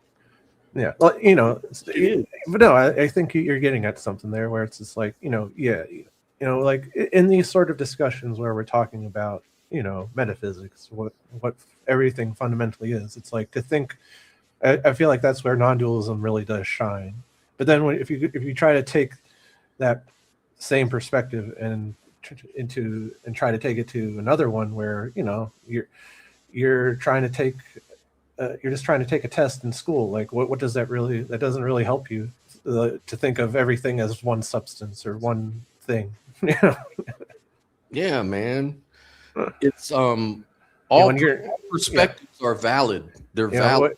When you're, but what I'm saying though is like when you're trying to navigate the world, thinking in dualistic terms is what really, like, that's the way to think. You know, it's very useful. Yeah. You are fucked if you don't. If you don't take it serious. Yeah. You're fucked. That's a damn fact. But at the same time, we can easily. It just takes a few minutes to think about it, or a few minutes of researching into things that you're going to realize nothing is really disconnected from anything. Yes, and I would say where non-dualism shines the brightest is within ethics. You know, it just reshapes how you view people, animals. Just, you know, you just really become a far more empathetic and compassionate person. Yes, you just gravitate to it, like, you know, because here's the question, and I think Dave mentioned this. Dave says, I'm a dualist, and I see treating people good as a virtue. Why do I have to be a non-dualist to be a good person? And my response to that is that you're really not a dualist. You're not a dualist. I mean, you see the duality, but you're just not thinking deep enough about the situation, because you actually are. The only reason that you do good to others is because you empathize. You know, you sympathize and empathize with another person or another animal or the environment, or you know that there's some sort of dependency between it and you and it. Yes. And the great thing about non-duality is that science actually backs it up. You know, on the biological level, we share DNA with every living thing on this planet. It's all common descent. You can trace it back to the very beginning of life, and then we can branch out from the biological to the very existence of everything. Like, we all have the same elements that are found within the stars are in us. All the different elements that are in the universe are in us. We, at our very base, are the same subatomic particles that are found throughout the rest of the universe. It's just like it's all the same. Yeah, the table of elements, you know. And like, I like Carl Sagan had a very spiritual outlook. And Carl Sagan used to always say that we are the universe experiencing itself. And Neil deGrasse Tyson also echoes that that idea, and I love that. I think that kind of sums it all up, you know. Yeah, it's a very as they like to call it, the cosmic perspective. Yeah, and I think the only problem, like the thing about idealism that I like too, is that it's saying it's not leaving consciousness out of that story. It's actually making it the most important thing, because we couldn't even talk about any of this stuff without it. So I don't think that, I think, and I get this a lot from atheists and skeptics and people, they're like saying, yeah, but when you're saying consciousness, like, we just don't, I just reject supernatural stuff though, you know. And I just don't see consciousness as supernatural. I see it as just part of the furniture of the universe, you know. And why not? If everything is connected, Yeah. Everything is non-local and entangled. Idealism. No. That's it. Non-dual idealism is where it's at. If that's Yeah. what you accept. See, yeah, and I do get it. I mean, I can understand why, why there are some atheists who do, hesitate towards idealism, because there are, idealism is a giant camp. It can be friendly towards both atheist and theist. There are theistic idealists, and so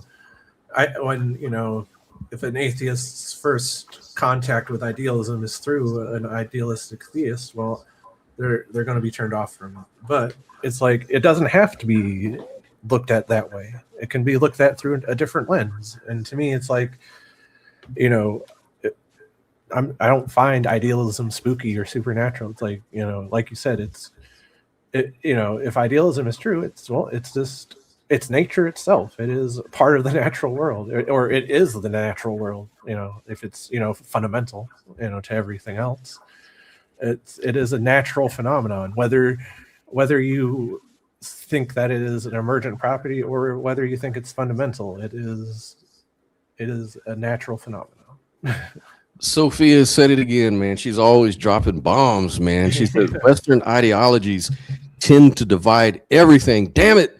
Like, I was just watching for the third time. I love this interview. Do you know Robert Lawrence Kuhn? He's a philosopher. Well, he used to be a neurosurgeon and scientist, and he studied philosophy, though. He kind of got more into philosophy now. I guess he retired or what, I don't know. But he does a show called Closer to Truth. And dude, just ever since the 90s, just kept talking about consciousness. That's all his, because he said that's what drove him to neuroscience, was his fascination with consciousness, right? And so he was on this neuroscientist, Closer to Truth. Thank you, Couples Light. And he was saying, and I just saw him, it's like invalidating people's experience. Like, he was saying that he has now a book where he's compiled over 300 different models of consciousness that exist presently, and he said that, the thing about it is, when he went to the publisher to talk about the book, they told him that, in polite society, some of these things is probably not appropriate to talk about. And the only parts that we think are appropriate are the more physicalist type views, because at least they sort of cohere with academia, what we understand in our popular society about the topic. So maybe it's not really going to be appropriate to start bringing in all the 300 things from philosophy. And maybe you should stick to the science. And, Robert Lawrence Kuhn said, I understand what you're saying, but I've been doing this for my whole life. And my dream was to always list out and present even if it's from the ancient people that you don't like, or the people from other countries that aren't really popular or whatever, I think they deserve a voice, and that they have a valid perspective too. And you might dismiss it as just philosophy from primitive people or whatever.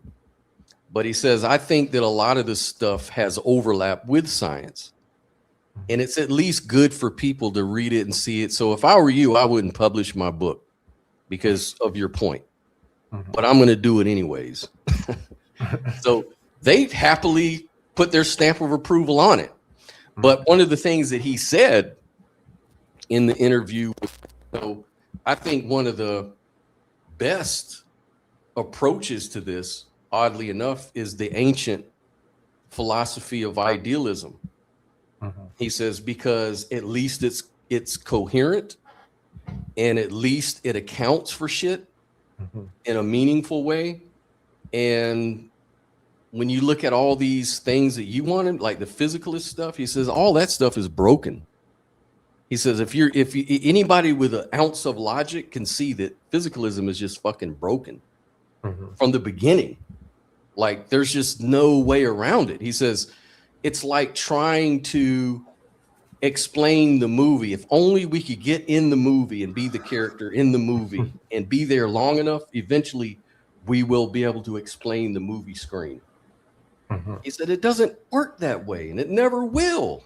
And he says that actually the ancient people were probably a lot smarter than we are. Like they figured this shit out. What's wrong with you? Like, why are we not able to see the obvious problem? You know? And he says that's why he feels that I'm more persuaded by idealism than any of the views out there. He says it's a question of which flavor of idealism, you know. And I really like that interview. I'd invite anybody to look at it. It's really interesting. And Brooklyn Lou says Nell's proposal is a way to bridge the gap between straight up idealism and physicalism. I love that because I don't think there really has to be a divide. Thank you. I can buy her ideas expressed here. Yes. Thank you. Brooklyn, you said exactly what I'm trying to say too. Prehistoric tribes often never saw a divide between the spiritual and physical, but work synchronized and in harmony together. Exactly. Well, don't tell Matt Dillahunty that because spirituality is just nonsense. Remember? Yeah. He already made that rule. But I mean, what would you think though? Like, are some of the weaknesses of what I'm putting forward? Because there, you know, I think there are weaknesses too, and I feel like one of the things I feel is thing that hopped off was the neutral monism part, but. Well, yeah, because I mean, like I said, it's not very conceptually accessible. It's because, like I said, it's neither a metaphor nor an abstract mathematical concept. It really does require it's like a new ontological category, which I would call like the ontological act. And you know, an ontological act is defined by 6 features. It's self-constitution. You know, its existence is constituted by its own occurring, not performed by a pre-existing agent, but constituting the agent through the act itself. Then second would be self-individuation. It individuates itself through its own activity.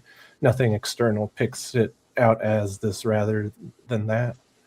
Third is self-sustenance. It maintains itself through its own continuous activity, requiring no external support. Fourth, genuine concreteness. It has causal powers, actual rather than merely possible, not abstract. It's fifth, it's pre-spatial and pre-temporal. It generates spatio-temporal structure rather than existing within pre-given space and time. And sixth, it's intrinsic interiority. As a self-closing directed loop, it necessarily encloses an interior that is its intrinsic dimension, what the act is from within its own occurring. So. And as far as I know, there's no existing ontological category that combines all those features. So it just, you know, had to come up with my own definition on that one. Yeah, man. I definitely agree with everything you're saying here. And I really don't have a problem with neutral monism.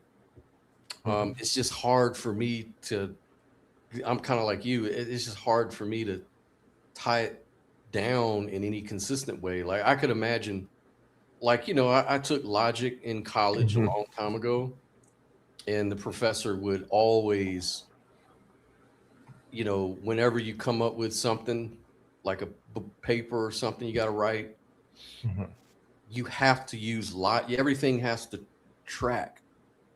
And if there's a break, then it's not tracking, then it's going to fail. I mean, it doesn't mean it's not true. It just means that, you know, it's going to be a problem, you know, and I'm just clear about that, you know, like I understand, you know, I think that's why idealism perseveres, because it's building on the thing that we know the most. That's its strong point. Yeah. Oh, yeah. Exactly what I pointed out earlier. It's so intuitive when you just say, it's consciousness. Well, we know it. I mean, we, in a sense, we know what consciousness is, and then in another sense, we don't. But because it's still a mystery. But it's like, it is the most direct experience we have with anything because it is experience itself. And Paul is asking about process philosophy. He says, I'll read it. Hey, folks, question.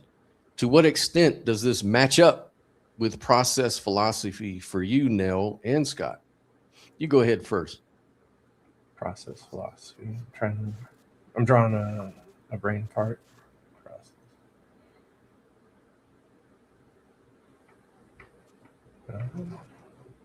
Oh, you want to know what is Wait, what do you mean by process? Yeah. So process philosophy, let me get a technical definition. I know what it is, and I like it. I think it was spearheaded by Whitehead, I believe it was. I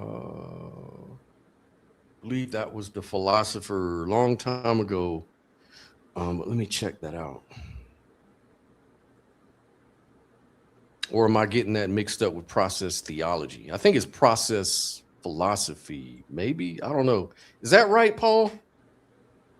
Anyways, I'm looking up process philosophy now. It's just taking fucking forever with my computer. The greater mind. It's saying I can't process that right now for you. Let me go here. Hold on.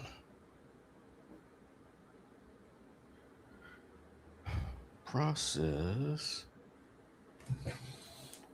Oh wait, is that the ontic structural realism? Is it just going by a different name? Yeah, it's a worldview that prioritizes change, shifting relations, and becoming overstatic being. Okay, Instead of so reality that way. Okay, so I think I know what he's getting at now. And so at least when it comes to my own metaphysical worldview, where I would say they both converge is that both treat experience as present at every level of reality. Both ground individuality in self-constituting acts, actual occasions and self-relational loops. Both are committed to process rather than static substance as fundamental. And both treat physical and experiential dimensions as inseparable aspects of each fundamental act. Where mind and process philosophy diverges, though, is on the primitive. Whitehead posits multiple primitives: actual occasions, prehension, eternal objects, God, creativity. Where my framework just posits one primitive, the self-relation. It's simply more parsimonious. And then on the role of God, Whitehead requires God to provide the initial aim of each actual occasion and preserve achieved value. My framework has no theological primitive. The organization of reality follows from the eternal logic of self-relation without theological supplement. And then on eternal objects, Whitehead's eternal objects, they're abstract possibilities that are ingredient in actual occasions. They are additional ontological commitment with no equivalent in my framework. My framework's structural patterns are derived rather than contributed from an external realm of possibilities. And then I'd say on like mathematical precision, like the framework's topological grounding gives it more mathematical precision than Whitehead's process vocabulary, though Whitehead's system is more phenomenologically detailed. So Whitehead and my framework share deep structural commitments. Both are experientialist process ontologies, but mine is more parsimonious and probably more mathematically precise and is more genuinely monistic. But Whitehead's system is more phenomenologically rich and more developed in its theological and cosmological dimensions, I would say. at least for mine. I don't know where it falls with you and your what was the type of idealism? Integrated. Integrated, yeah. Yeah, and by the way, this is part of the reason I don't like Platonism, because it's not dynamic enough. It's static, and I don't think that reflects the world as it really is, because there's so much to the world that depends on relations. Everything, it depends, is gravity this? Well, depends. On the moon, gravity's different than on Earth. Like it's a static thing. It's all these principles are static. And so it seems like it should originate from something that allows for a more dynamic reality, right? And so, like, I don't have a problem with the core idea of patterns and regularities being, or patterns being the basis of reality any more than just relations. It's just that I think that you could argue, like, what's his name? That biologist guy, Michael Levin. He, like, within his paper, like, he has peer-reviewed papers about Platonic spaces and what he means by that. And he's just using it as a placeholder term for something he doesn't really have a word for, because it's more like Platonic spaces, but more dynamic. And you can see these patterns get expressed through the mechanism of bioelectricity. They kind of carry these principles and laws through its structure. So something like that I can get with, and it is very idealistic, I know, but it makes sense though. There's got to be something that ties things together. That's the point. We can easily just dismiss all this shit and just say, that's supernaturalism or whatever. It's like, no, not necessarily. I always look at things you don't necessarily understand as just more natural stuff, that you have to learn about. Yes. And so I hope that answers the question, Paul. Yeah, and Paul, if anybody wants to jump in and join, I don't see Exy music out there though. I was hoping he was going to be here to hear all this, because I know he's a big critic of everything. He's like the neighborhood contrarian, man. I thought Joel was, but sorry, Joel. I like Joel, but Exy music has taken his place, I think. And yeah, maybe all of them are correct. Yeah. If we're true non-dualists, right? I mean, it's very interesting to think about, because I mean, at least for me, it's like I like the thought of, all right, well, if everything is just one thing, what is that one thing? And there is the physicalist approach that everything is just physical laws, fields, all of that, all the way down. And then idealism has its own answer, that it's consciousness all the way down.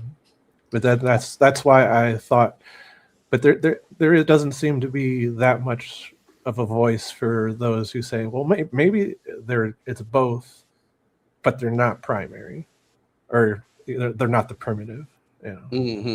And I feel like that this is a nice way to bridge the two while respecting them being as both foundational and not one just being emergent in the other. Paul brings up a good point, and one that I wanted to get into as well while we're talking about it, because it's kind of a good place to go into that. But he says, I don't believe it's real. I do believe it's real enough. But to me, that's an incoherent sort of idea, because I used to say the same thing all the time. The thing is, I'm not pregnant. I'm just pregnant enough. What does that mean? Right? Like, you're either pregnant or you're not. You're either real or you're not. Like, There isn't like, well, I'm a little bit real. Well, it's very much like how people are, view consciousness, because it's like, some people want to say, oh, well, consciousness is a gradient, but then it's like, it's, no, it's more of an on and off switch. You're either consciousness or you're not. Yes, thank you. I'm glad I got to agree with me. That's where I wanted to go, because everybody and their mama disagrees with me with this statement. Everybody loves it's now. I think it has to do with some. I think this saying has something to do with some of our modern discoveries. Yeah, well, if you're looking at consciousness purely through a like evolutionary lens, it's very easy to understand how you would come to that gradient approach, because it's like, absolutely. You would like, because let's just say, for the sake of argument, that a single-celled structure does have a form of consciousness. You wouldn't say that form of consciousness is the same thing as the conscious experience we're having. And that just doesn't seem like that it logically follows or empirically follows from what we can see based on what we've observed. But to me, it makes more sense to think of it as a binary when you're thinking like, well, you're either having an experience or you're not. There is no middle ground experience. Right. See, I'm glad someone finally understands what the fuck I'm trying to say. It's like I think a few people on that were saying, no, man, consciousness is on a gradient. It's because we've learned that animals have a little consciousness. It's almost like there's an assumption built into this. Number one, the assumption is that we humans are special. Mm-hmm. Like the assumption is that we are the epitome of consciousness. Yeah. We are what real looks like. Okay, we're the real thing. Now, these little other creatures that we share and cohabit with, they have a little bit. Yeah. Not as much as us, though. Mm-hmm. And it's like, dude, I understand. It's like, are you telling me that you can hear as good as a dog can, or that you can see as far as an eagle can, or that you can do echolocation like a bat or a whale? Yeah. What do you mean? Like, what? You think that thinking and doing the things we do is like the only thing that counts for consciousness? Like, yeah, dude. No, and I feel like there is a way to appreciate what humans can do specifically without underselling at what everything else is doing. It's like, yeah, humans are having a unique experience, but guess what? So is everything else that is having an experience. Right, that's exactly. It's all special in its own way. If it wasn't special, then it wouldn't be different. It would all be the same, right? Yeah. Then it still doesn't make us special. So I mean, the whole thing just kind of doesn't make. I never liked that shit. Like, I understand, autism is on a gradient, intelligence is on a gradient. But that's not consciousness. Consciousness is you're either on or off. You're either conscious or not. And if you're either having an intersubjective experience or you're not. The modes, the way we're conscious is going to be different. Like a bat versus a dog or whatever. Like, it's obvious. We know that, but that's not what we're talking about. You're talking about, I think I think consciousness is such a hard thing to talk about for people that they want to like dip their toe into the water first. And well, I can kind of give it a little bit of justification or validity, maybe consciousness exists in that, but not just a little bit though. Let's not go too far with this consciousness stuff. It's like there's this sort of tendency to think that you're smuggling in religion, which you're not. It can be argued whether it's a spiritual thing, but I don't have any problem with that anyways. But it's not religious, because like the guy deconverted man who blocked me and shit. Oh, he's just religious, and he doesn't want it. He doesn't have the nuts to, like he told me, you don't have the balls to admit you're just a Christian. Just like Alex O'Connor. He's gone so far in his career. He's trying to figure out a way. How can he start, admitting he's a Christian?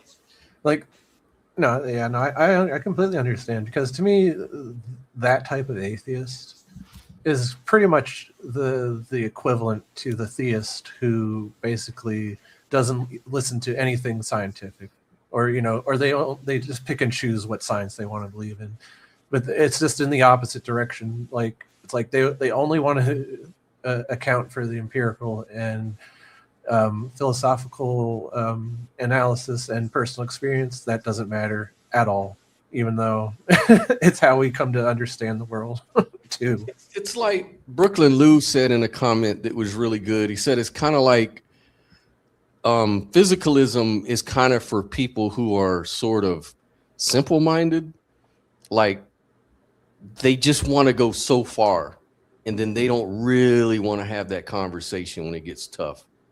They just want to go so far where it sounds pretty intuitive, but when it starts getting a little unintuitive, that's kind of when they tune out and want to start throwing words at you like you're woo-woo, you're being religious, you're a Christian.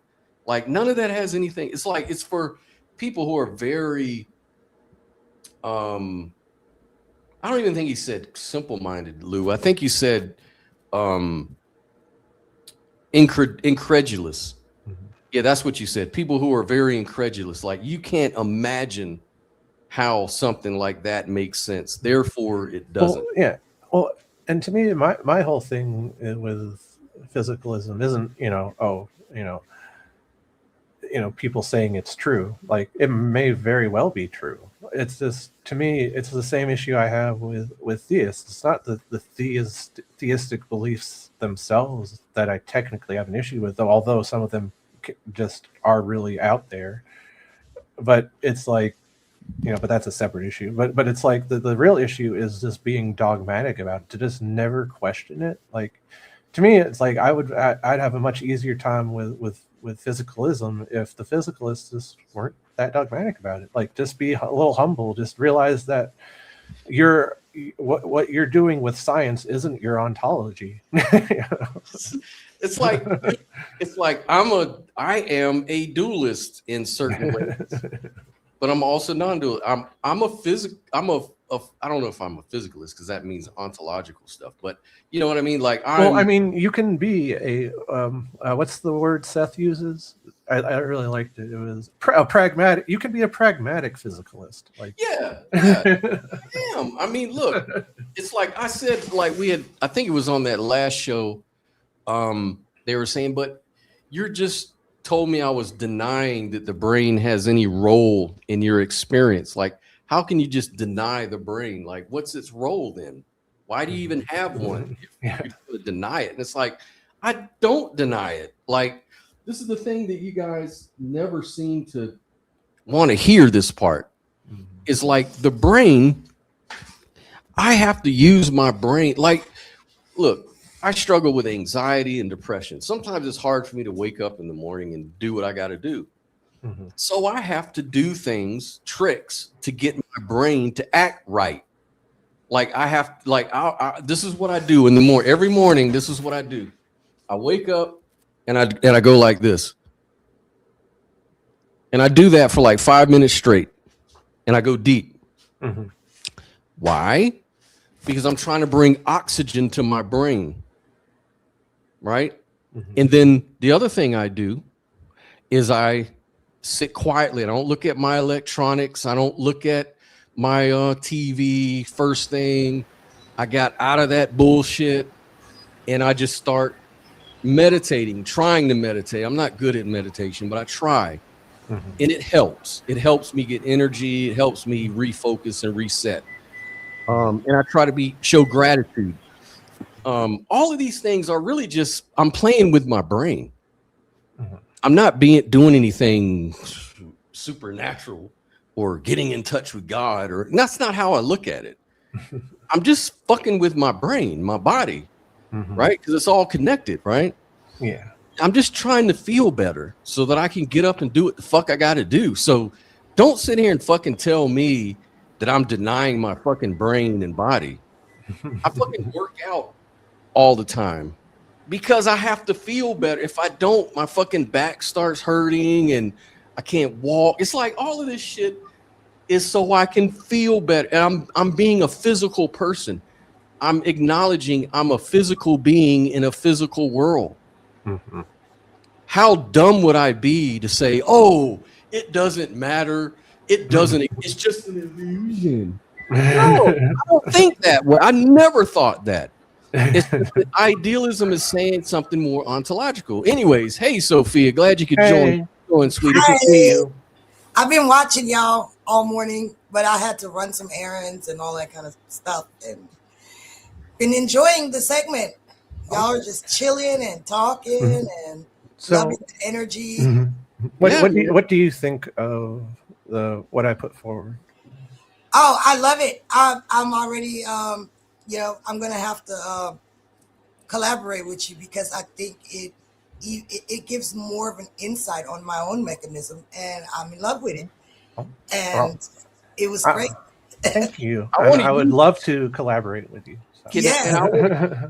I want to collaborate with both of you guys because I've taken a lot of influence from Sophia already, and I can already tell Nell is going to influence me more, and I'm going to have to refine my view more. Maybe we can all come together, create our own shit, and call it whatever we decide together. And maybe we can put it out there on Substack or whatever, publish the shit. Yeah, I think we're all just syncing up. You know what I mean? We had a little friction in the beginning because, that ego gets in the way. And I'm sorry, Sophia, for that. Like, I'm not pointing fingers at you, Scott. But I want to admit something. I mean, I did have a lot of misunderstanding, and it was kind of grinding my gears a little bit because I thought, why is she doing this? Because she knows better. But then I really didn't I just didn't understand. That's funny because I thought the same shit about you. I was like, why is he doing this? He knows better. We were basically saying the same thing in our own way. And, we tend to identify with things very strongly once we identify with them. And so if that gets pulled from under you, sometimes that makes you feel unstable and you're going to hold on to that rigidly because it's what's been, this is what has been part of your identity. But we got to be open to change because the only thing that is constant is change. You can always bet on that. So it can be hard, when you have to transition and that process happens over and over and over. And I'm just kind of immune to it by now because I'm a crazy bitch. But, I wanted to respond to when you said, why can't we, why is it so hard for people to grasp? Why can't we get it?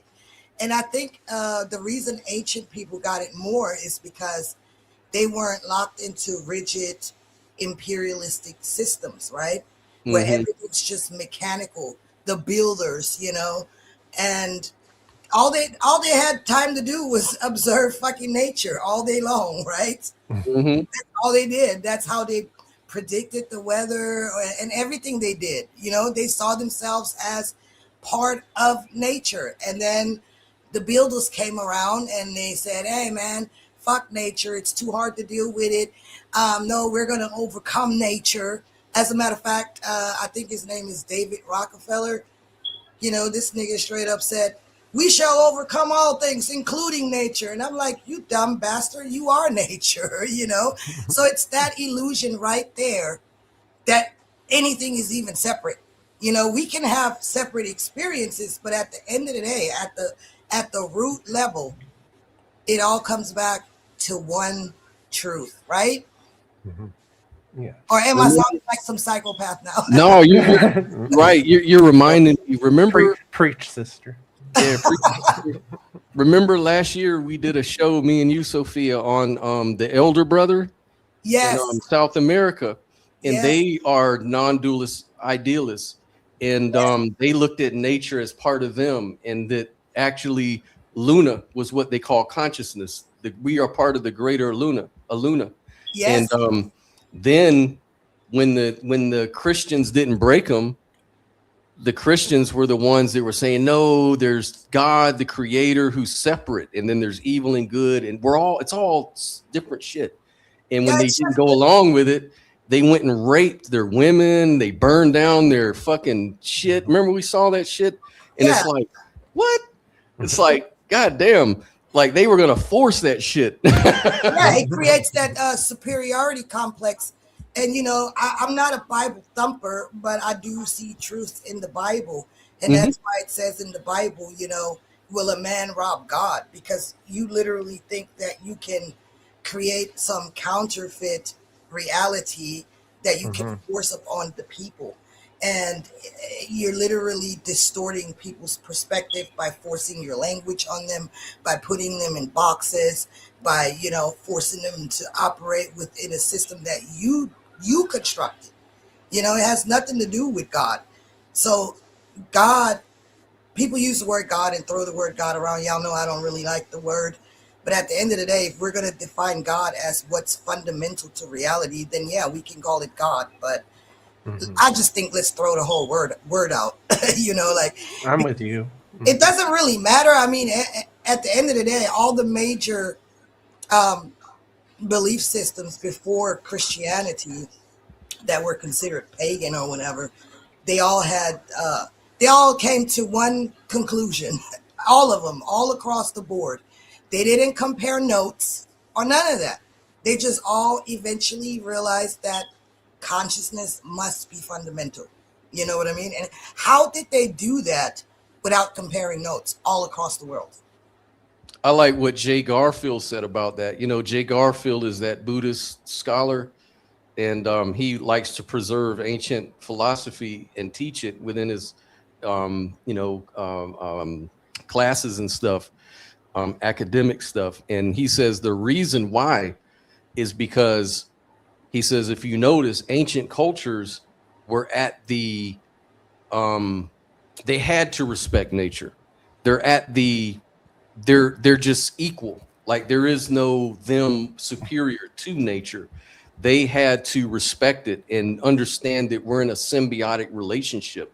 So if I want nature to do something for me, I have to give back. I can't just keep taking. It's See, like that.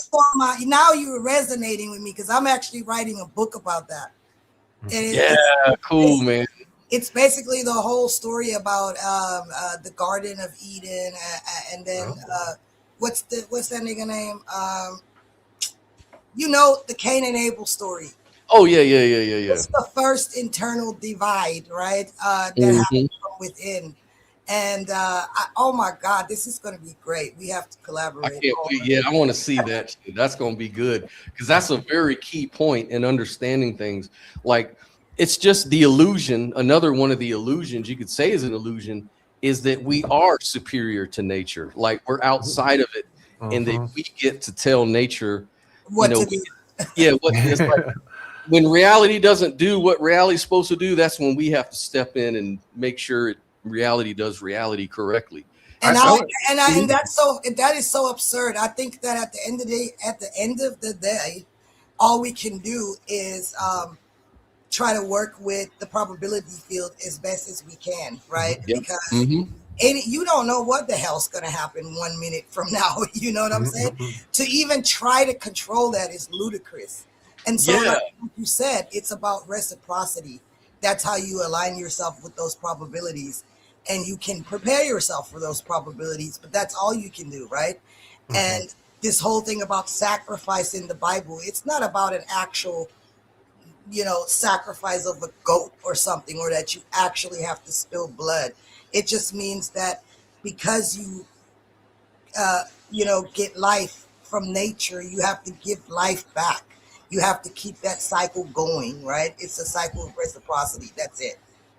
Well, agricultural communities, like cultures like say the Canaanites and the Egyptians the Midianites and the Assyrians and all of those old cultures way back in the East, they came up with farming, and they came up with actually, hey, I can actually do something to nature and get what I want from it.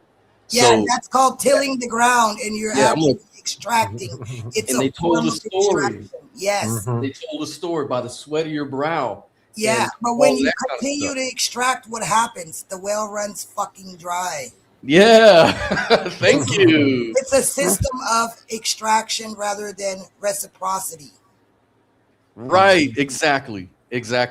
And some cultures knew this, and but they didn't have to do that kind of because these people are desert dwellers and nomads. They had to survive, and so like Jay Garfield says, they were sort of had no other choice. But then it became a point where it became part of their religion. They created a whole religion around it, and they said, well, look at it this way: if we can take rocks and stuff and destroy it and turn it into pottery and things that we can contain our food and water in and stuff like that. Well, maybe there's a great potter in heaven, and we're like vessels that they can use, that he uses for his purpose. And this is where the whole potter and clay analogy got started. Even up until the New Testament, even the Apostle Paul used to say, but are we not just pottery for the great potter? And aren't you not just vessels of wrath that God can use any way he wants? So it became like a religious thing, like, oh boy, we got to be scared. The great potter might be carving us for his own purpose, and oh, spooky. Maybe this explains why so-and-so caught cancer or this other thing. Like, yeah, we personified it, and Job. It's what humans do, right? We personify everything, unfortunately. And I just try to look at it as neutral as possible. I don't see consciousness, going back to what you guys said earlier, I don't see barbarians, whatever. We're all barbarians. We all have that potential. And we gonna need that potential sometimes. So I ain't knocking it. I'm savage here. Anyway, going back to what you were saying earlier, shit, I lost my train of thought, man. ADHD kicking in big time. Well, never mind. On to the next, because I completely lost my train of thought. Well, it's loops all the way down. Always has been. Yeah. That barbarian shit threw me off, and it was like, white people are Neanderthals, from what Neil deGrasse Tyson said lately. He said, actually, he goes, if you look at the genetic code, the Neanderthals are mainly with white people. He says, but you know where they're not found? In black people. He says, so how ironic is that?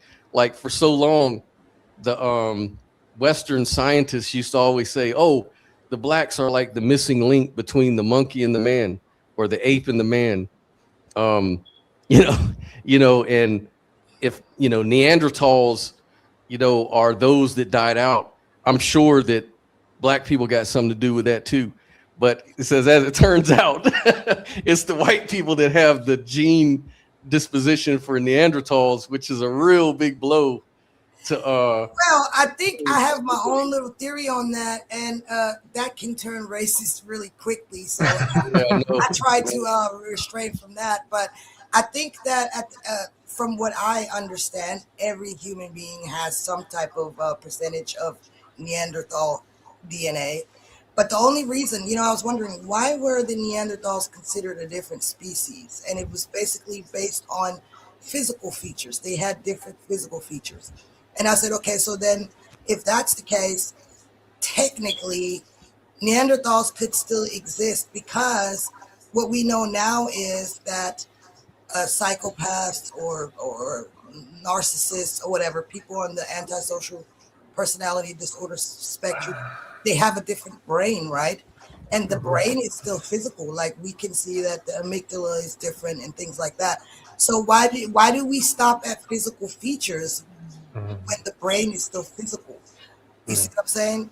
So I think that what it comes down to, you have, you know, two types of people. You have people with a rich inner experience, and then you have people that really lack that inner experience, you know?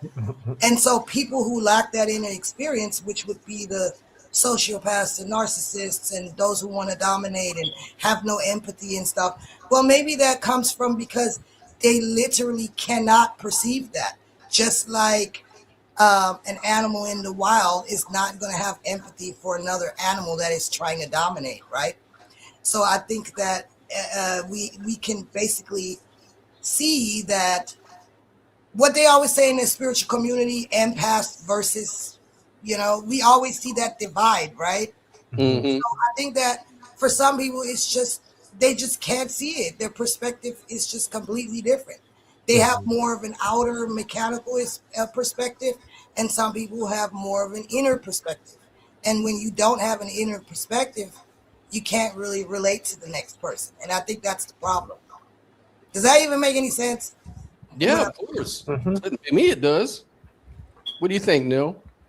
Yeah, no, I mean, and you know, it's like we know for a fact that there are just people who are wired to not have empathy, or you know, and you know, and we've used the terms, you know, sociopath and psychopath, but it's like it's now, I think it's all under the term antisocial disorder. Yeah, antisocial personality disorder, and they also throw around neurodivergent. I'm neurodivergent too because I'm straight up. I have a straight up ADHD brain, but I don't really like how they're like blurring the lines. You know, now you got narcissists, straight up narcissists, running around saying, "I'm just neurodivergent." No, you're a stone cold fucking psychopath. Like, oh, I'm autistic. No, you're fucking not. You're just an asshole. Yeah. The issue I'm seeing, especially with narcissists, but it seems like a lot of people are falling victim to this, is that they try to incorporate therapy speak and then like use it as some sort of virtue signaling, like they're better than everyone else for using those terms. I'm a Gen X, and of all the Gen X people I know and talk to, and I think, Sophia, you're Gen X too, we notice that. We just don't say anything about it usually because we really just don't give a fuck about shit like that. But the thing is that we didn't have terms like that when we were coming up. No, we just got our ass whooped. You're being an asshole. Yeah, like you know, people who get hurt emotionally, like if you like get my feelings hurt, people are now using the term trauma to explain that, and it's like, no, that's, you are cheapening the word trauma. Trauma is a particular type of thing that like that changes the way a person operates. Like it changes their brain structure. Yes, it does. I know I've been through trauma. And their nervous system. I never use trauma to describe myself, even though I probably could.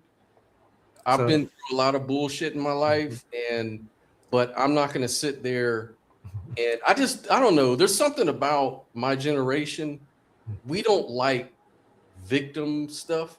Like, it's a sign of weakness for us. And that's just something I got to get over. But the thing is that you can, though, you know, embrace your experience.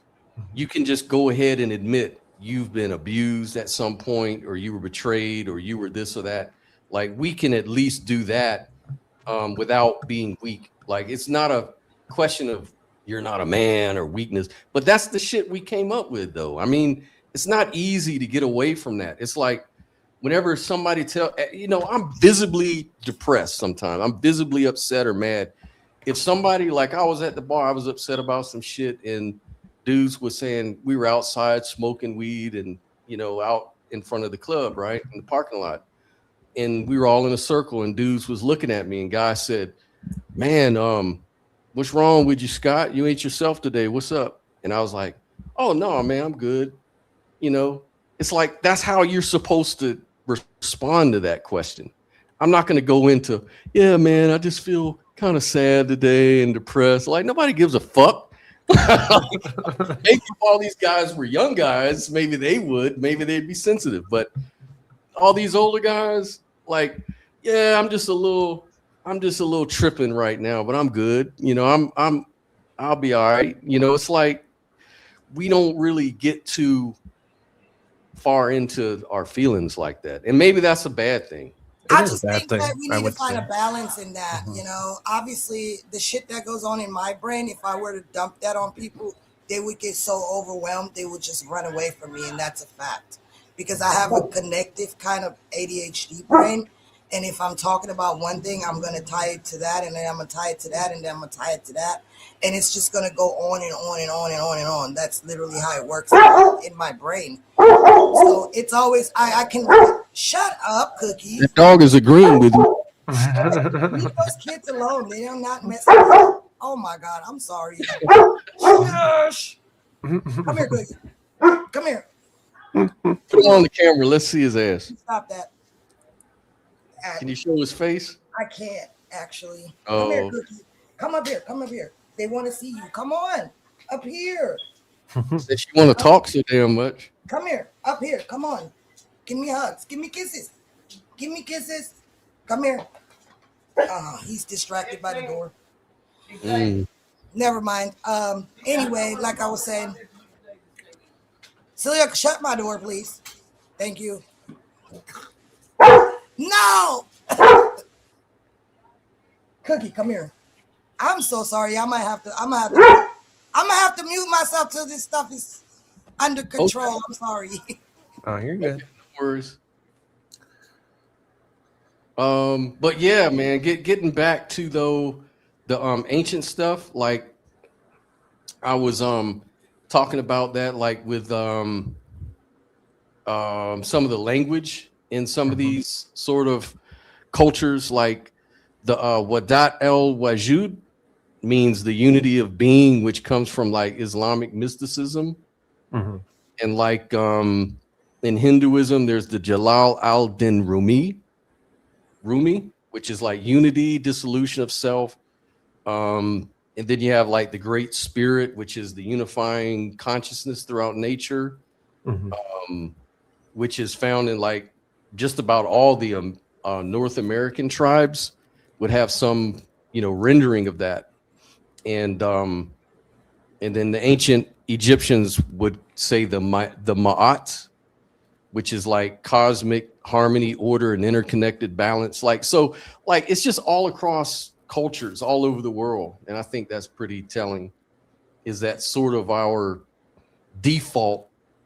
But now in the West, it is no longer our default. Now it seems to be a very hard concept to understand. Like non-dualism, it's rejected by a lot of people, and I don't know why. It's like, well, would you say that it has to do with? I feel like it has to somehow be connected to the history that the West went through, and because so for the longest time, the West was in the grip of Christianity, which they, and Christianity, it's a rich and bountiful history, but I would say that one of the main core tenets that most Christians would say is true is that there is a type of dualism, that there is God and not God, and then they borrowed, yes, yeah, and then what replaced it wasn't non-dualism, or maybe I don't know how, or it was. I guess it's a sort of.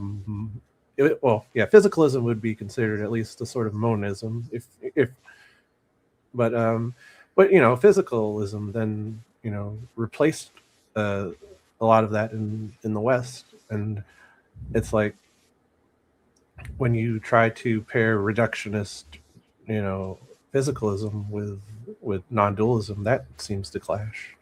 Yeah, I mean, there are ways that you can interpret anything on a non-dual thing, and I think the reason why is because it is the default in some way. It's like, even though the Bible is heavily dualistic in its language, you can also see non-dual themes running all the way through it, just so obvious. Like Paul says, it's almost like jumps out at you from the pages. Like when Jesus says, I and the Father are one, just as you are one with me. Like, that's non-dualism, man. Do unto others, all of these teachings, like you could go on forever with it.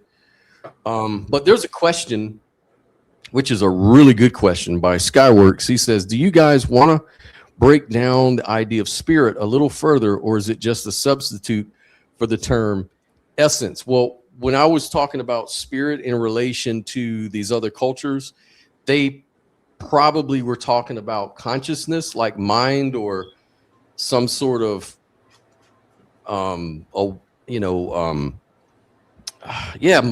or mentality at the base or throughout, ubiquitous through nature. But if you're talking about where we might have used the word spirit in another context, it would be spirit in a non-supernatural sense. So even though there's no real like single definition, but it usually refers to aspects of human experience in this case, rather than an immaterial soul, deity, or supernatural entity. So like spirit can be a dimension of life associated with like awe and wonder and meaning and purpose and beauty and transcendence. For example, a spiritual atheist, for example, might say something like, I felt a sense of spirit while standing beneath the stars, or it could be referring to your inner life in some way. So that's how what do you think, Neil? Yeah, no, I'd say it's spirituality. That's very much, I'd say, a psychological state. And although I would say that in the way that Skyworks is using it, it is used a lot to just be a metaphor for the essence of something, like, in the like the spirit of this in the spirit of this conversation, that's yeah. How would you describe, or how would you answer this next question, Sophia? Skyworks asks, is spirit that which oozes out of something, or is it the particular makeup of an object or a being? I think it's both. Think of you go into your son's game, right, and you're cheering in the morning. You're like, yay, that's the spirit, right? It's your expression and it's your internal makeup. Yeah, it's your psychological mind frame. That's what I believe. Yeah, I always say that spiritual is like a word that's sort of like the same thing as the psyche or psychology or something that has to do with your mind. It's something that's tied into mentality rather than an object. Like it's more like a feeling. It's it has to do with feelings, your life journey. Some people call it a spiritual journey. It's really just your life journey. And I think when we're saying, oh, this person has the spirit of such and such or such and such, we're really just talking about archetypes that repeat themselves. You know what I mean? There's a lot of people that think like me somewhere in the world, and there's a lot of people that think like you somewhere in the world, but I think that's all it means. It doesn't mean some separate floating entity on the spirit plane. And the way I would say it, in like, if you want to even call it like a secular sense, it's like, to me, if you want to, spirituality can just be defined as, it is a personal journey towards self-transcendence. And that self-transcendence doesn't have to be, some spooky supernatural thing. You can just, it could just be. That's not what Matt Dillahunty said, Neil. Yeah. We're all trying to know, right? We're all trying to be in to know. Self-transcendence, that could just be as easily as me realizing that, I'm interconnected with everything else, which we just talked about earlier, of how even science can support non-dualism. So, and sometimes transcendence isn't a matter of adding something to your life. Sometimes transcendence is a matter of subtracting things from your life. Like I've transcended from being as materialistic as I used to now being very happy with living well below my means and being happy about it. So in that way, I've transcended in my consciousness. That's just like a switch. Now, Matt Dillahunty says that transcendence is bullshit because he says all you're really doing is you're just trying to talk about something that's not your normal. But just because it's not your normal to you doesn't mean it's not normal to anybody else. So how can you call it transcendent though? And what's her name? Britt Haley, I think her name is, who made that video that was talking about spirituality and transcendence. She responded to him and says, maybe, essentially saying maybe one day you'll transcend from being such a dismissive asshole. But she said basically, transcendence, who says it has to apply to everybody? Like, we're talking about on a personal level. Spirituality is very personal. Mm-hmm. Like maybe somebody did transcend from being a dick into being a more honest person or a nice person. And yeah, there's a lot of people that do that, but so what? That doesn't mean it doesn't happen, does it? Like, I don't understand what his point was. Like, what I think what it is these people are so word phobic. Like, there's just certain words they're not willing to even entertain. And anybody who uses them must be an idiot. Well, that's because, to be fair, people, like, a lot of times when you hear the word spirituality, it's associated with a lot of crazy shit. Like, let's be real. True. Spiritual people who straight up peddle woo woo, and it's like, do I want to really use the word spiritual after all that? I get what you're saying, Sophia, but I'm also getting what Scott is saying, because it's like, to me, it just comes to a point where, like, I've come across people where it's like, I'll say, after someone sneezes, it's like, oh, God bless you. And it's like, don't say that. It's like, well, why not? Like, it's just a term of phrase. Right. It's just a friendly term. You don't got to go that deep. But, unfortunately, in the world of philosophy, as I learned very quickly, you have to be very precise because of all the jargon and stuff. So and you got to be politically correct. Yeah, if you use the wrong word in the slightest, you're gonna be held up to the fire, right? So, like I said, there's a street version of me, and then there's the sophisticated philosopher that I try to present in that world, right? But that's only because I know I'm gonna get pushback if I use certain terms. So what I try to do is demystify mysticism, so that you can't do that to me. It's foolproof. Brooklyn Lou, he says, when religious people talk about spirituality, they usually relate to outside beings that are not physical. These are spirit persons.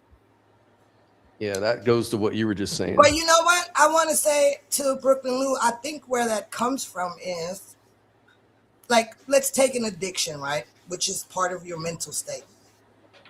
And once you lose control over your own faculties and you become a slave to that addiction, it literally internally feels like something that's being imposed on you, right? So I think that's where that whole thing comes from, that it must be something on the outside, like the devil or whatever, a demonic entity that attached itself to you. Because obviously, we don't really want to believe that we are all fucked up internally by ourselves. We don't need a Satan. We don't need none of that, And I think that's where that comes from. People want to assign it to something outside of themselves when something internally spirals out of control. Thank you for that. And also, Skyworks brought up something which really leads into something I told Dave I'd talk about. He asked, do we assign different qualities to different materials, or do they have different qualities intrinsically? And so here's my thought about that from an idealist perspective, but also my own, just from I think it reflects reality as it is. So Dave says there are certain objects that have energy. Everything has energy, like chi. He believes in chi power. And he says, like, money has energy in it. And so that's undeniable. That's why money is so effective and it does all these things. But really though, immorality is grounded in money. So there's two things he was saying, that first of all, money has energy, and then money is immoral because of that, because of its energy. And so my thought about that was that, first of all, to think that a piece of paper or something like a debit card or a credit card or a bank statement or something like that having energy is sort of cuckoo. It's sort of weird. Like, I don't see how pieces of paper can do anything. I think that what gives the paper its power are the consensus of agreement that people place on it. So it's sort of like a reification fallacy to say, oh, paper has energy, it has chi, and it's evil. I think that's superstitious thinking. I don't think I think that's the whole, when the Bible talks about idols, that's what it's talking about. You're trying to put energy and personhood into a statue or an object. Like even money can be an idol. They're just totems. It's more about what it represents.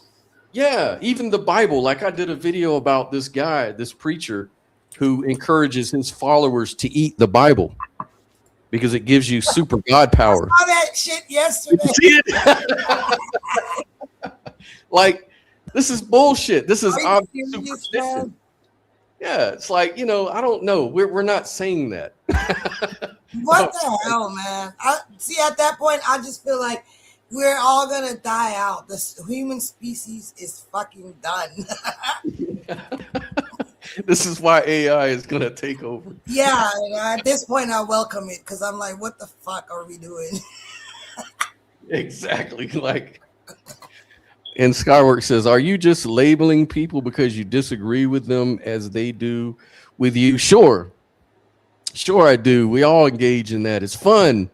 But in honest seriousness, I mainly label their arguments, not the people. So I can disrespect the arguments all day long. I can disrespect the religion or the beliefs all day long. It's the people is where I sort of seriously draw the line. Like, Matt Dillahunty is a valuable person as a human being. I would never wish him harm or see him as a disease or a cancer or anything. I may funnily say he's being a dick or whatever, but that's just, I'm a dick too. There's times, like, you know what? No, I get that argument all the time though. Like, oh, you shouldn't say, label a person. But at the end of the day though, your actions, what comes out of your mouth, your behavior is actually a direct expression of yourself. So what are we doing here? Playing semantics? All right, Gen Z, you're bringing my Gen Z back. I'm trying to adapt to the modern world, Sophie. I'm just trying to give them a chance. No, I'm just kidding. No, I swear to God, though, like, it depends. Like, there's levels to this shit. At the end of the day, though, what comes out of your mouth and your expressions and your behavior are a direct extension of yourself, I would say. So to me, that's just plain semantics. I can, argue against your argument, or I can just call you a dick. And at the end of the day, like, if you're acting like a dick, you're gonna get called a dick. Is it fair to say that occasionally you straw man their positions and attempt to bolster your own stance? That's never my intention, but I'm not going to say that I'm the smartest person in the world to where I won't accidentally straw man someone.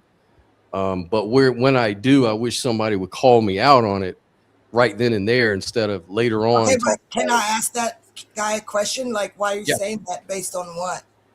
Yeah, I wonder. Like, did he say something that wasn't correct, or can you be a little more forthcoming? Yeah, I don't know what he's talking about. Maybe he's saying that I'm not representing Matt Dillahunty, honestly, for his argument. I think that he did. I mean, his video was entitled "Spirituality is Nonsense." I don't think I'm straw manning when I say that's how he feels, right? If he made a whole video on it. No, I mean, he could have. I wouldn't necessarily say that makes him an asshole, though. He may just have the general definition of what people seem to think spirituality is, or what people think it is, or whatever. Mhm. You know, he's probably saying it based on the general definition of spirituality. In Skyworks, go to my video where I reacted to Matt Dillahunty when it first came out. The same day he put it out, I did a reaction. Nowhere in that video did I strawman him or call him a name or even disagreed with him at that time. All I did was say that the only thing that I pointed out was that he has a valid perspective, but everyone else has a right to their perspectives. You know, And, you know, that, you know, and I can give feedback on his perspective. Whenever you put stuff out in public, what you're really doing is you're allowing yourself to be criticized and have feedback. You can't say, you know, you can't be one of these people that puts out your opinion all online and YouTube, and then when somebody criticizes it, start crying about it. Why is everybody attacking me? Why is everybody disagreeing with me? And it's like, motherfucker, grow up. Like, you said that shit. No one said that shit but you. That's all you, man. So if you can't handle the heat, then don't fucking start running your fucking mouth. Like, I run out the kitchen. No, get out the kitchen, you know, do your thing, man. And I like Matt Dillahunty. I learned a lot from Matt Dillahunty, by the way. I do feel some things called spiritual are nonsense. So to not strawman, I always try to ask what is meant by these words. Right. Right, Lou. That's what I was trying to say right there. Yep, that's right. I'm just referring to your overall argumentation. What does that mean? What argument did I put forth? I haven't even argued for anything yet. I've just been listening to Nell's, you know, worldview model that she's working with and explaining my own. Which, Sophia, did you want to talk about your model at all? I mean, y'all probably tired of hearing me repeat all that, but well, I'm sure there's some first-time viewers out here. I mean, basically, you know, I refer to myself now as a potentialist consciousness monist, and what that really means is I don't see consciousness and physicality as a separate thing. Just to say it really short, I believe that consciousness is a primordial condition, and the word primordial referring to that it's neither created or destroyed. It just is. It's the condition of isness or being. And I think that it would have to have its own intrinsic abilities already woven into itself, right? Like, I call it potentiality that already exists within itself. And so I just try to think about things logically. In its primordial state, I compare it to an infant state, right? Like an infant that's first born, it has the basic awareness, right? It reacts to light, it can observe things, but it has zero concept of anything, right? So I kind of describe that as a baseline consciousness or awareness, kind of like a baseline or a basal cognition in physics. And from there, you know, something happens. It becomes self-aware. And that already has to be part of its own nature, that awareness. And that's why awareness is still ontologically foundational in my model, because without awareness, none of that could even, you know, happen. You see what I'm saying? Like, if it couldn't observe itself, nothing would happen. It would just stay in that primordial state. Does that make any sense? Yeah, I mean, no, it sounds very similar, at least in when you're talking about the consciousness. It sounds very similar to my own model. Yeah, and that's why I said we gotta hook up. Yeah, we got to figure this out, because one thing you just said that sort of made a light go off in my head, Sophia. You talked about potential. You added a word into your description of yourself. I think you said potential. Like, think of it like this. We've been over this before. Does the potential for you to exist right now, was it always there before you even existed? Mm-hmm. Yeah. Potentially, that always existed, right? Mm-hmm. So I kind of see it as potentiality. Gotcha. Yeah, that's the type that I talk about in my view. Yeah. The type is that potential for manifestation of all things that exist in reality, and given enough time, within our experience, given enough time. I'm not saying time is fundamental, but I'm just saying, given enough time, you may see anything happen, right? So, like, I like that, because that is how you can get from everything to kind of mesh together. Like, yeah, because think about it. The potential can exist, but nothing happens. How do you actualize the potential? You actualize it through self-realization. Like, you may not have known that you can jog for 20 minutes until you ran from a tiger. And then you realize you had that potential. You know what I'm saying? Like, it's what we call a bridging principle.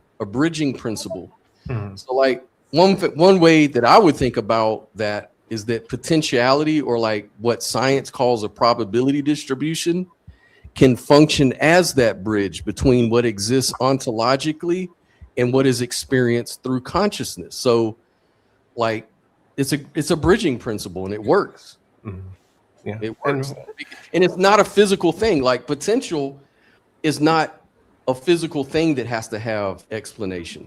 It's just a fundamental. So you could say the fundamental of reality is potentiality, because it's not physical, it's not consciousness, it's that what you call it, like you were referring to, Nell, that circle. Like, everything within the circle, like that, the line around is making the interior is the interior is the physical, the experience, all that stuff, where the line around it, the circle itself, is that potential that Sophia's talking about. I mean, what if there is nothing outside of that? What if it's just that circle? Well, that's what I'm saying. That's all there is. Like, there's right. just Okay, I'm making sure that, because I'm a little bit retarded.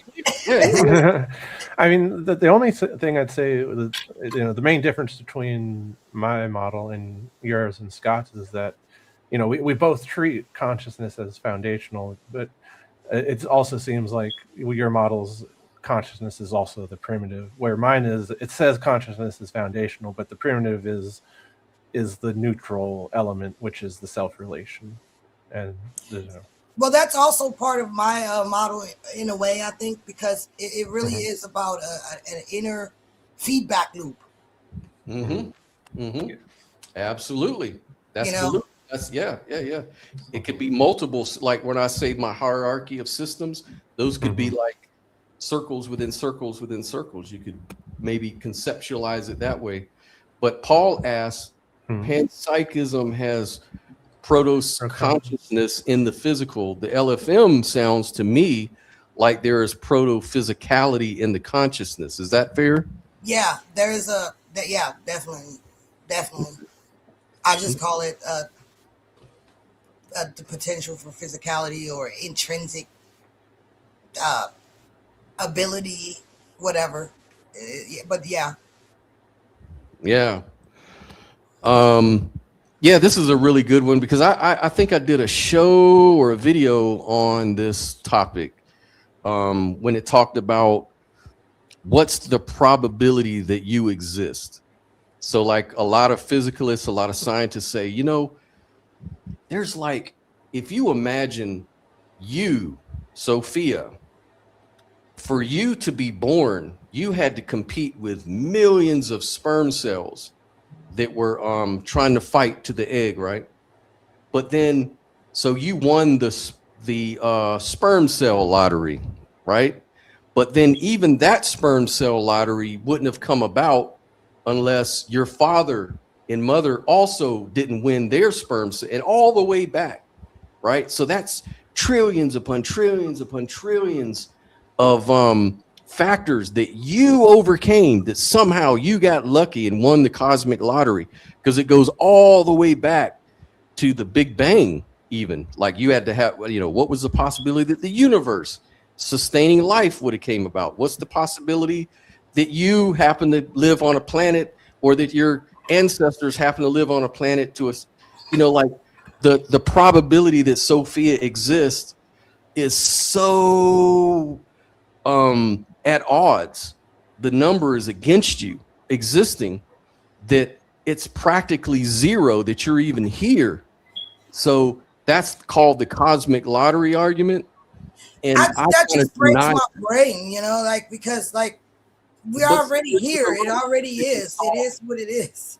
Right. Well, that's what I'm saying. It's like me and Brooklyn Lou got on. He came on and we started talking about it. And Brooklyn Lou's point was, and it was mine too, is that, yeah, but we have to start not then.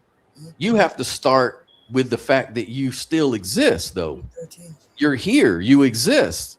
So to go back, and then my whole thing is that, well, if you didn't exist, then you would have a brother and sister or somebody that existed instead of you. But I think this is fallacious.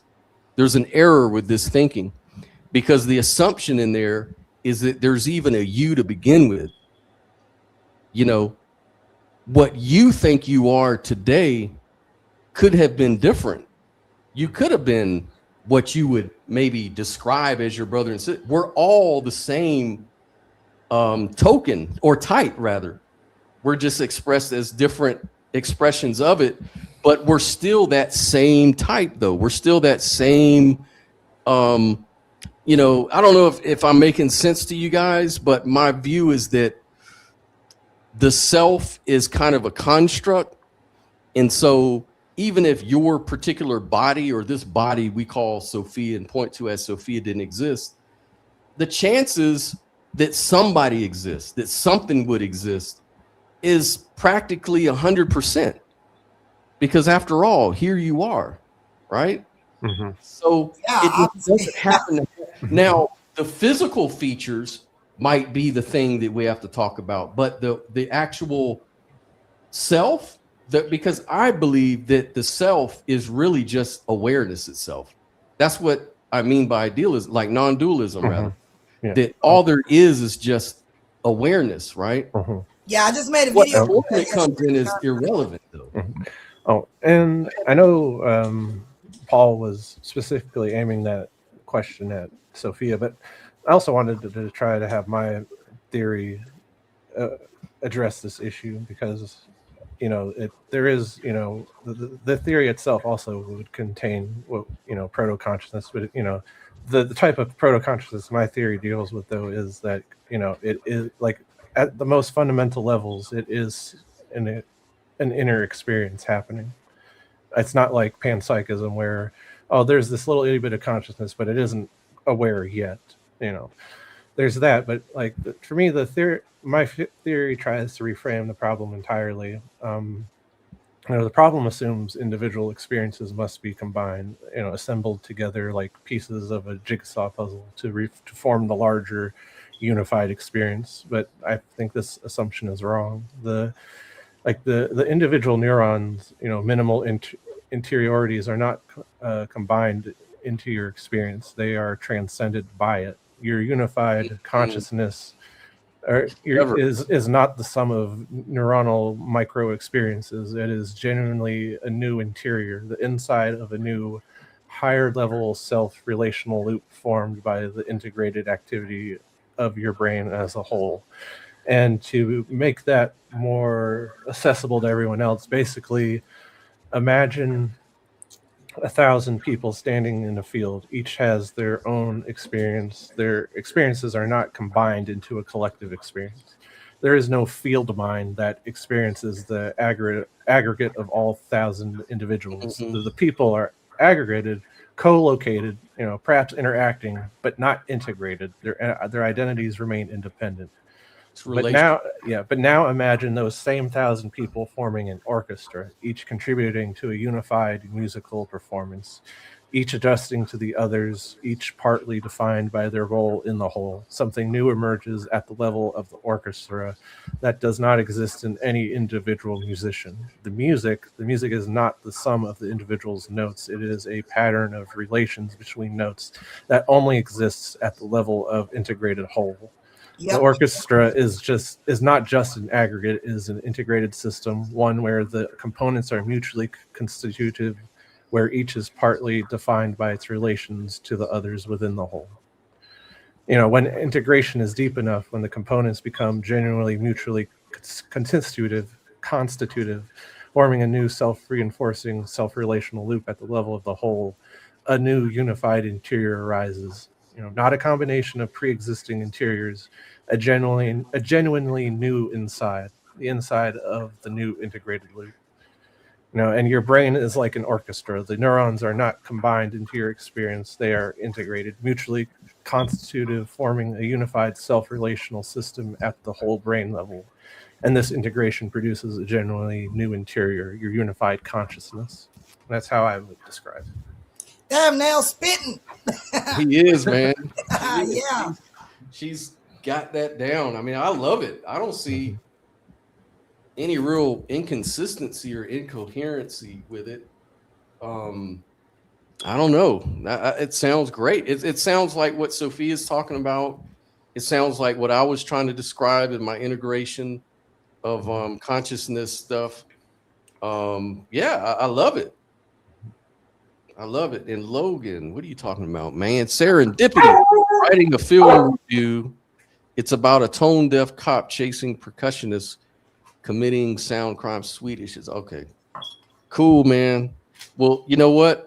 This almost kind of reminds me of are you familiar with Orc, which is from Roger Penrose and Stuart Hameroff? They have a theory of consciousness that talks about orchestrating neurons are orchestrated through the microtubules in neurons, like in the cell membrane, it's deep into the neuron.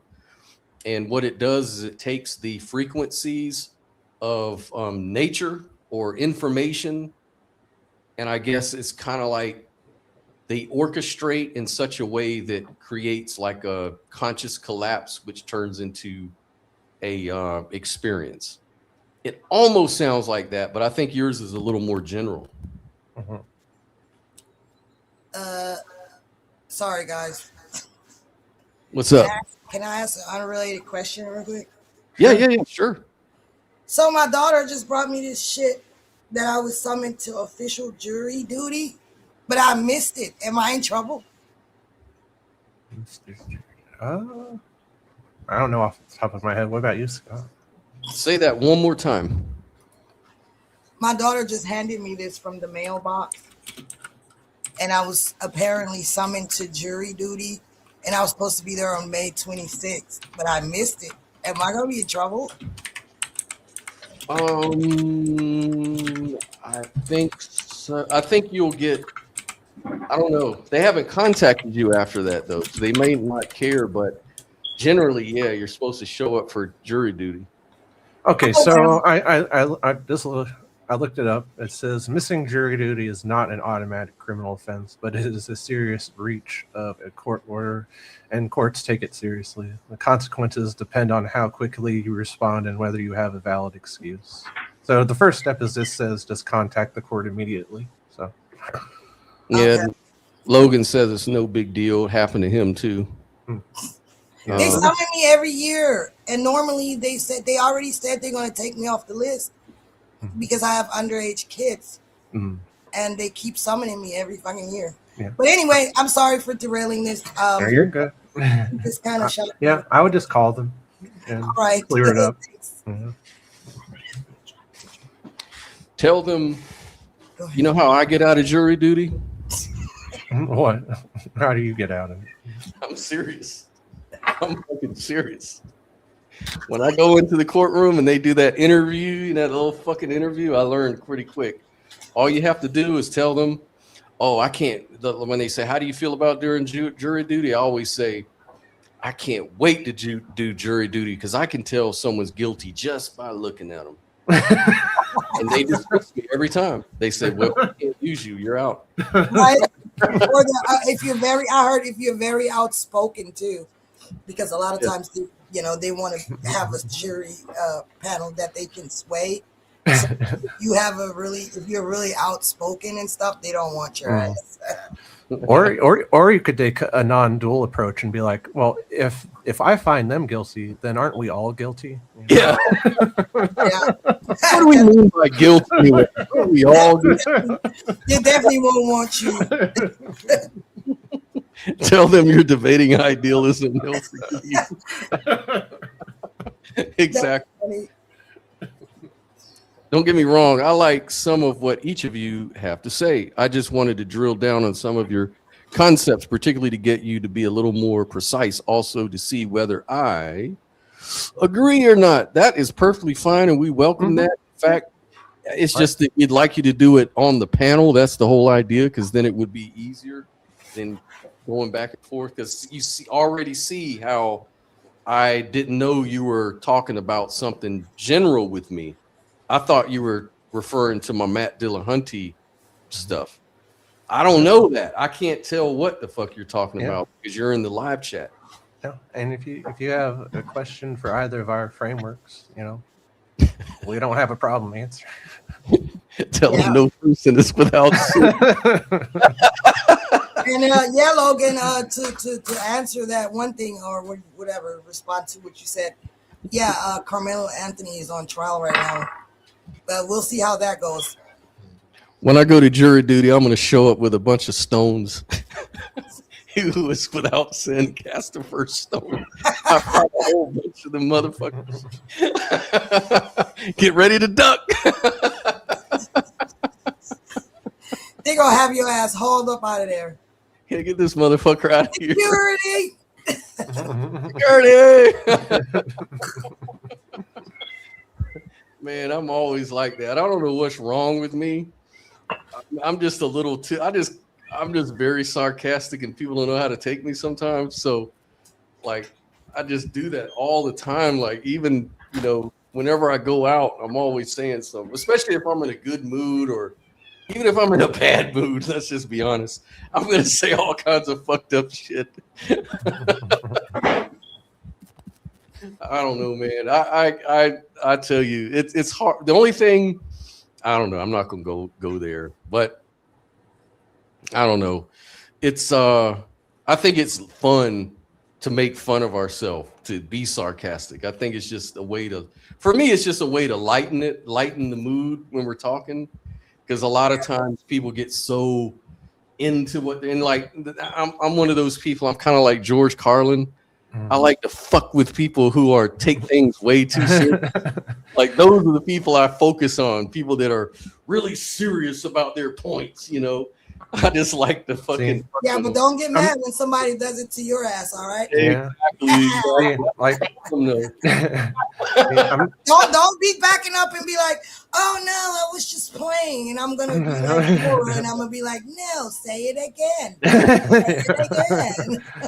See, I'm not the type of person to use sarcasm. I mean, I'll occasionally, but to me, I'm more of a just self-deprecating humor. To me, that I find that much more helpful in trying to keep my ego in check. Yeah. And I make fun of myself too, like that. I call myself retarded or slow. On one of my segments, I kept stuttering. I was like, God dang it, I dyed my hair too many times. I turned, like I do that because, it's a way to keep my own ego in check. I'm not infallible, No one is. No one is. And I don't think there's anything wrong with that. Like, but, some people do see that there's something wrong with that. Like, sometimes I watch videos just to see what other podcasters and producers like to talk about, so that I can see what I can sort of address in my own shit. And one of the things was something I saw this morning that says, "Are you sending the wrong signal to people?" And so it kind of opened up with, have you ever wondered why people don't understand you or don't like you or have problems with you, or you're always involved in some kind of drama or whatever? Maybe you're sending the wrong signal, and maybe people are losing respect for you because you're sending the wrong signal. And it says a lot of people go through life like they're the hero in their own story. They can do no wrong.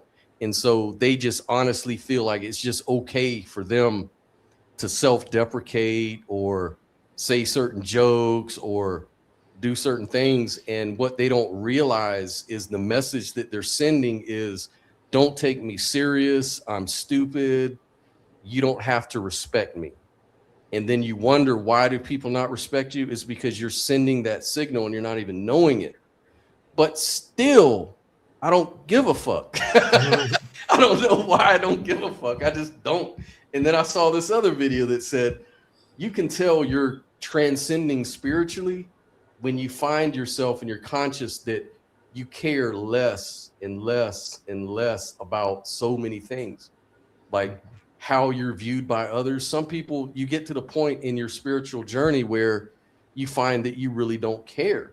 And you can kind of see this, though, as a weakness and something you need to address at some level, but it's part and parcel of a spiritual journey, because as you start disassociating from certain concepts and realities, and you start coming into a more conscious-based sort of understanding of reality, right, or perspective, you stop worrying about so much, because you realize it doesn't really matter anyways. Like, and if it did matter, that's really the problem.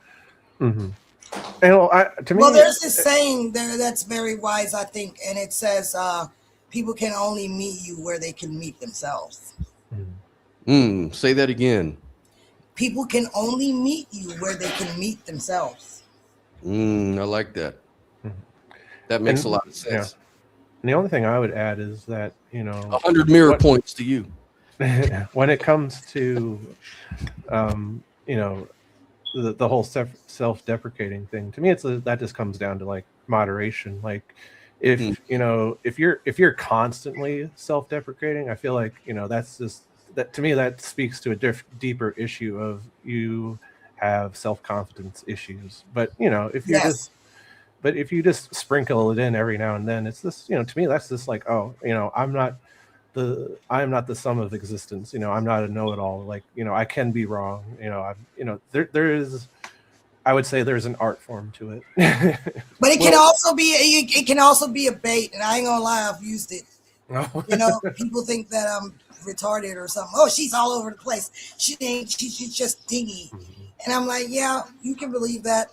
But then they get mad when they realize that they underestimated me, and they literally get mad at me because I didn't fit into their perception of me. And I think that's funny as shit. Like, that shit makes me laugh, because I say little things about myself, oh, I'm stupid, or I'm just a peasant or something. And then some people really latch onto that and think, oh yeah, I can do this and that and the third to her. And then when I don't go for that, they're shocked. And then that's my fault. And I know it's not. And I think that's crazy, though, that people would do that. Obviously, I'm not sitting here,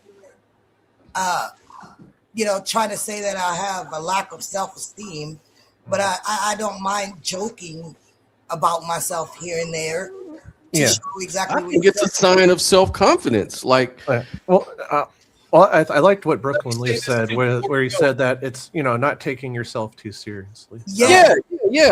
And like, let me tell you something, man. Like, when I was young, like here, I'm like almost 60 years old. I'm almost 60. Like, I can't believe how fast time is flying. But when I was a kid, all the way through until I was married and stuff like that, I had such a the way that I used to operate back then when it came to talking to females would be, I was always trying to put myself in a good light. I was always trying to be Mr. Perfect or be the shit. Like, I always thought that's what it's all about. Like, you have to really be the man. You got to be this and that. You know, you got to impress. And I used to never get girlfriends. It was really hard for me to meet a female and I used to wonder, what is the problem? What am I doing wrong? I dress nice. I smell nice. You know, I had this thing since I was a kid. Look at this shit. This is some magic in a bottle right here. I used to use that shit as a kid and never get a girlfriend. Never could. That's why I got married, because I was like, well, fuck, I ain't gonna get a girlfriend. I got this lady that wants to marry me, so I'm just gonna settle for that, because shit, if I don't get married, I ain't never gonna get no vagina. God damn. That's how I used to think, dude. That's how guys think, especially when I was also religious minded, and I felt like, well, you need to get married anyways. It ain't good to be trying to do that because that's a sin. So a lot of reasons, right? But now that I'm almost goddamn 60 years old, every time I go out, I get nothing but hit on. And I'm not bragging. What I'm trying to tell you is that sometimes just not trying at all is the power move. Just not giving a shit, self-deprecating humor. That's what attracts people, because you're being real. It's almost like they take you like, oh, so he's easy to talk to, or he listens, or he's not always talking about himself. He's not that average dude. You know what I mean? Right. So it's like he doesn't have all these walls up. Right. And I learned, you know, pretty quick that, you know what, it ain't about all that bullshit. You know, if that's what I want to do. I see I see a deeper thing here going on, if you don't mind. Yeah, go right ahead. And I will use myself as an example, but I have a point. Just bear with me. I think at the end of the day, it's all comes down to resonance. What you described, how you used to be, that's like a lack of self-confidence. It comes down to, you know, not believing in yourself, right? But expecting others to believe in you. And that just kind of doesn't turn out like that. You get rejected or not seen because you're rejecting yourself, right? In a way. Mm-hmm. And I realized that because I had it's not a split personality, the diagnosis I got, but when I suffered my most severe trauma, I was just a 9-year-old girl, and that day that girl was locked away by a different part of my personality. That's how my protective personality was born. And so throughout my life, I only identified with my protector personality, believing that's me. And I was basically still wearing a mask, right? Because the girl inside that was locked away, I called her the flower girl. You know, it's like she never came back out. So because I never integrated her successfully into adulthood, I was still wearing a mask. And then I would attract other people that wear masks. And it's not until that mask came off and was ripped off with a vengeance, you know, through a what's called a somatic release. It was completely fractured. And I realized, holy shit, this really isn't me. This was just a trauma response. And I became this version of me that I needed to be to survive or to protect my inner child instead of being able to integrate her. So what I'm saying is, once I integrated her successfully, I became a whole being at that point. And now, you know, I'm resonating on a different frequency, attracting other whole beings. You know what I mean? So I think it's just a whole, there's this thing about resonance, right? Like, I don't know how to explain it. Help me out. But resonance. Once you resonate on a certain frequency, you become aligned with whatever is on that frequency, so to speak.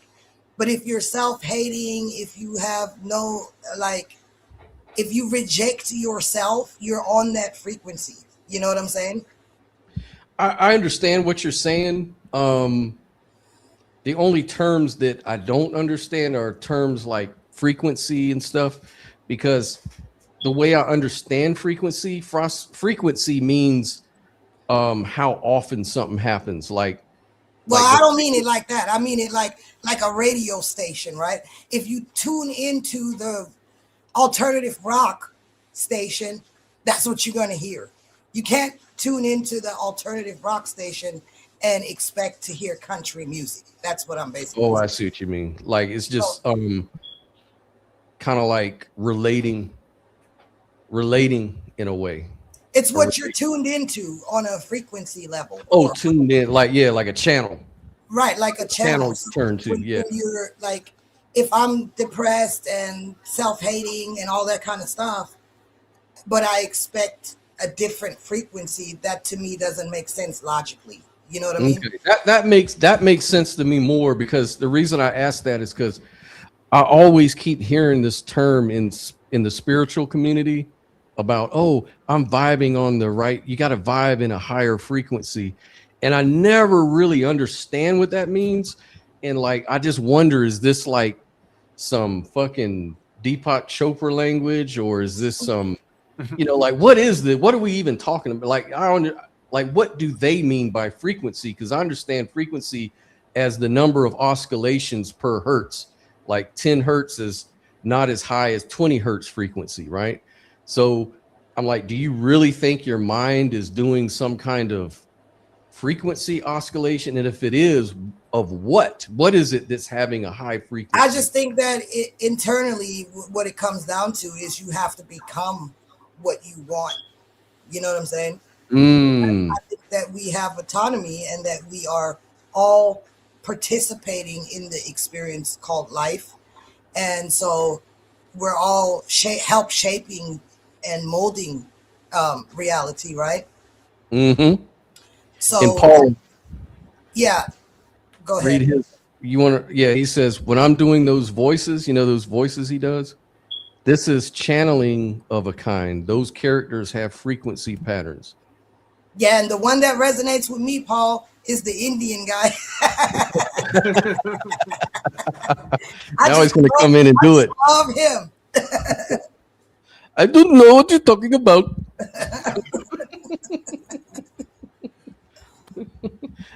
I don't give a shit.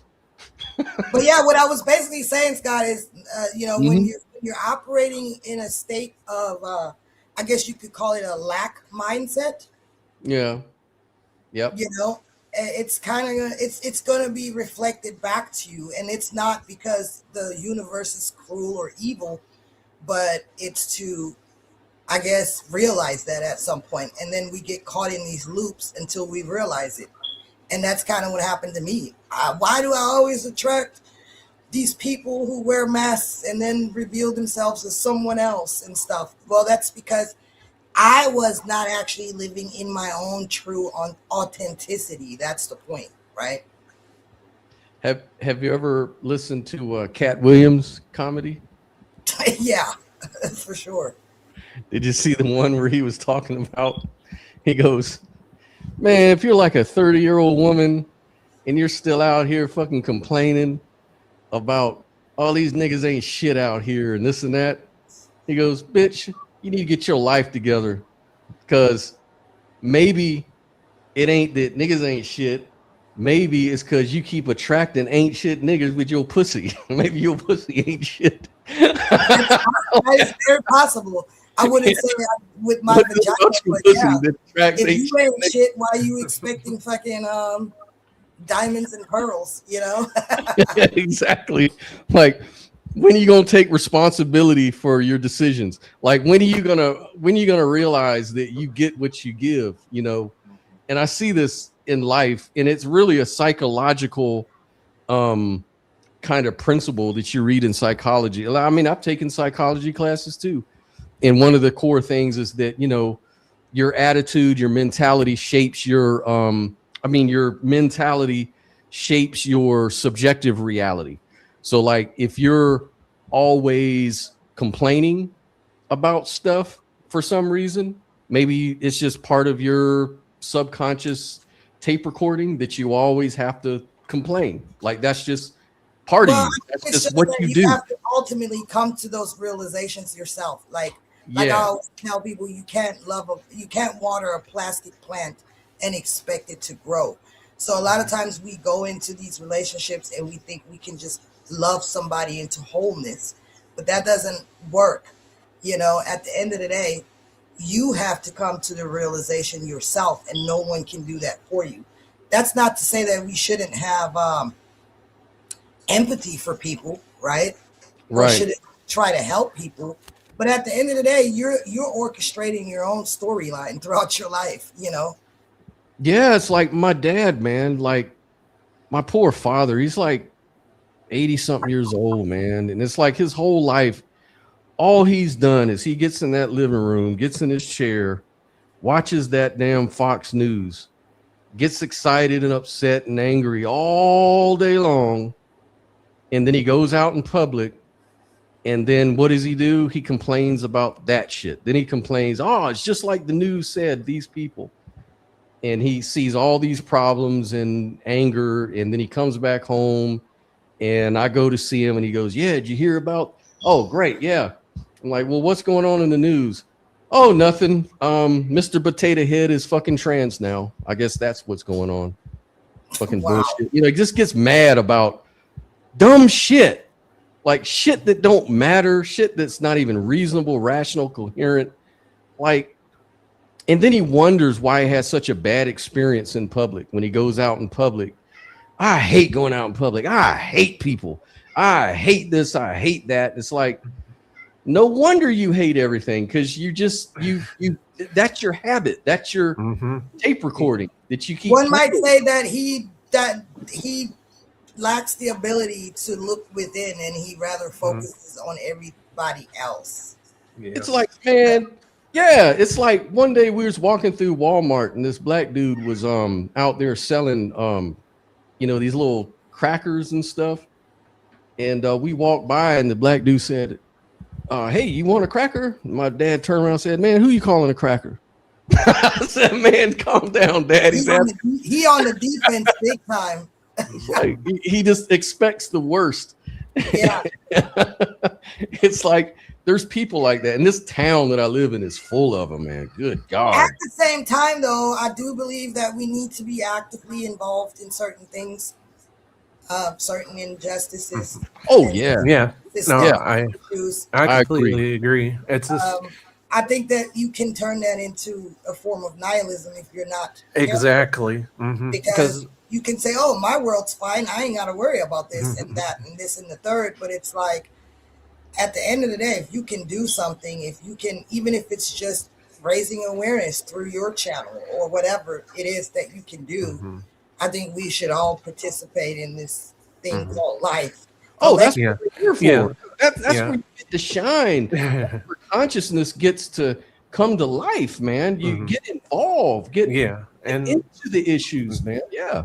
Like I can be happy about my own situation and say, oh, everything's coherent in my life right now.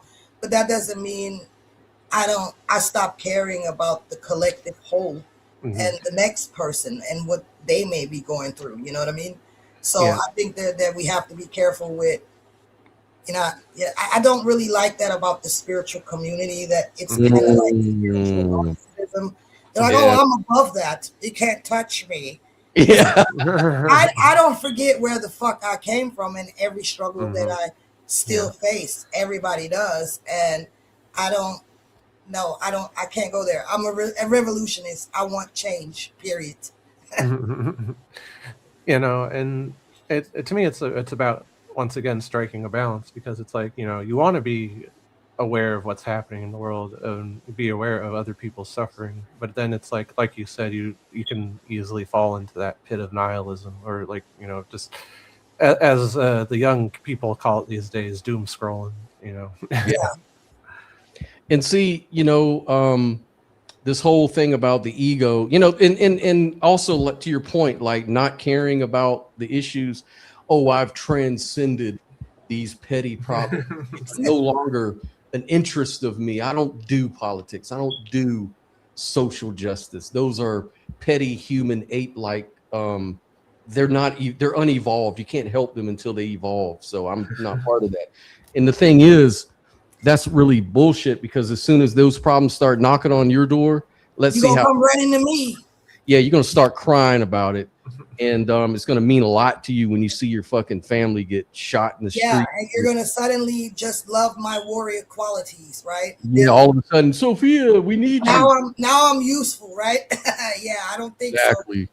See, that's where I'm a little different, man. And it's like, I'm glad Objective Ethics. Like, I think you were there for that show we were talking about prison justice reform. Yeah, I was there, but I had to leave that day because I was helping a friend who was being evicted, and she's yeah, I remember that. And but one of the things he said was like, he was like, I started talking about some of the problems with, you know, society, and I was talking about, well, you know, there's, you know, broken families or families that, you know, and there's circumstances that lead to family. It's like, and I told him, I said, here's the other thing. I said, people, we're sitting here always pointing, like, especially that Christian guy, what's his name? A's Philosophy. And he was talking about, yeah, well, Scott's right. It is about the family, because if these women would just stop having all these damn babies. And so I asked him, I said, yeah, but you know what? I don't understand. Why are the men leaving then? What accountability do they have? Why is it always the woman? Maybe the woman wanted to have children with that man because, hey, that's what it's all about. It's all about starting a family. Like you just said, it's all about having a family, a healthy family. She couldn't predict that he was going to bounce off on her like that. Otherwise, she probably wouldn't have had that piece of shit's child, right? That's right. But you know, I'm actually going to do a show about that. Well, I'm going to finish editing it today. If y'all want to check it out later once I have it up, but it's going to go, you know, it's about this exactly. So I've come to the conclusion that the whole nuclear family structure is a myth. Mm-hmm. And if we go all the way back to like ancient systems, it was always understood that men may not be around. That was automatically considered as a probability, right? Mm-hmm. And because of that, communities created systems to where a mother and a child will always be able to rely on the community, because men being the ones who are physically stronger, they may go out and hunt and not come home. Or if they go into war, they may not come home. It was always understood that every baby is mama's baby and daddy's maybe, right? So we designed our communities in such a way where uncles, brothers, whatever would help raise the children. And that's where that whole saying comes from. You know, it takes a whole community to raise a child. So I don't know why these far right wingers want to pretend like that hasn't always been the case. You know, it's always been like that. It's nothing new. A lot of times fathers will be absent in a household, and that's just the bottom line of it. You know what I'm saying? It's nothing new to that. So I'm actually open to a different system, you know, where a community comes together and a community looks out for one another, and no child goes, you know, by themselves or not taken care of. Like in my ancestry, the children would take on the name of the mother's clan, because it was understood that the dad may not be around. And, you know, these clans would take in kids that were abandoned or whatever. No child went without, and the children still had, you know, people to look up to, like uncles and elders. And the whole community just was set up to where no one gets left behind. And I think this whole patriarchy and nuclear family. I think it's not a unnatural system that doesn't live up to reality, in my opinion. Here's the other thing that goes unsaid in these conversations, and I meant to bring that up too, but ancient people, tribal people especially, and even till today in some tribes, they respect nature and they feel like nature is just how consciousness is expressed. So people just do what's natural. It's kind of simplistic, I know, and a lot of people might not agree. But for example, the human male, especially like with your chimpanzees and other apes and really any animal for that matter, especially social animals, including humans, the male of those species are always trying to spread their seed. So they have like this inner message or signal that hits them to always kind of get bored sexually with their partner and look for other partners to have sex with. That's just nature's way of expressing itself through the male in order for the species to populate. Now, I'm not saying that we have to appeal to nature and behave, because it's also natural to murder people, right? It's like you don't have but to do everything. think about it. Why are we so selfish? If you're a guy, right, that has to always be out and fucking hunting or fighting wars and shit, what are you supposed to not ever have any kind of physical connection with another woman? Yeah. And it's like same for women. If my husband is always gone at war and shit like that, I'm expected to be loyal even if he doesn't come back for 10 years. I think that's crazy. I think it's selfish. You know, we all have human needs. We need connection, and to be loyal to a ghost is crazy. And even if you do, I'm not advocating for being promiscuous and just going out here and spreading your seed and having sex with everybody. But at the same time, like, let's be rational about this shit. Like, you have these men who are gone on contracts that take a year working away from home, and the father, let's face it, is absent in that family. And I feel like Sophia was really coming to something here, and I know she's focusing on the nuclear family, but to me, like, we can paint a broader brush and just be like, we can look at how modern society is formed, and we can be like, we were not evolved to live like this.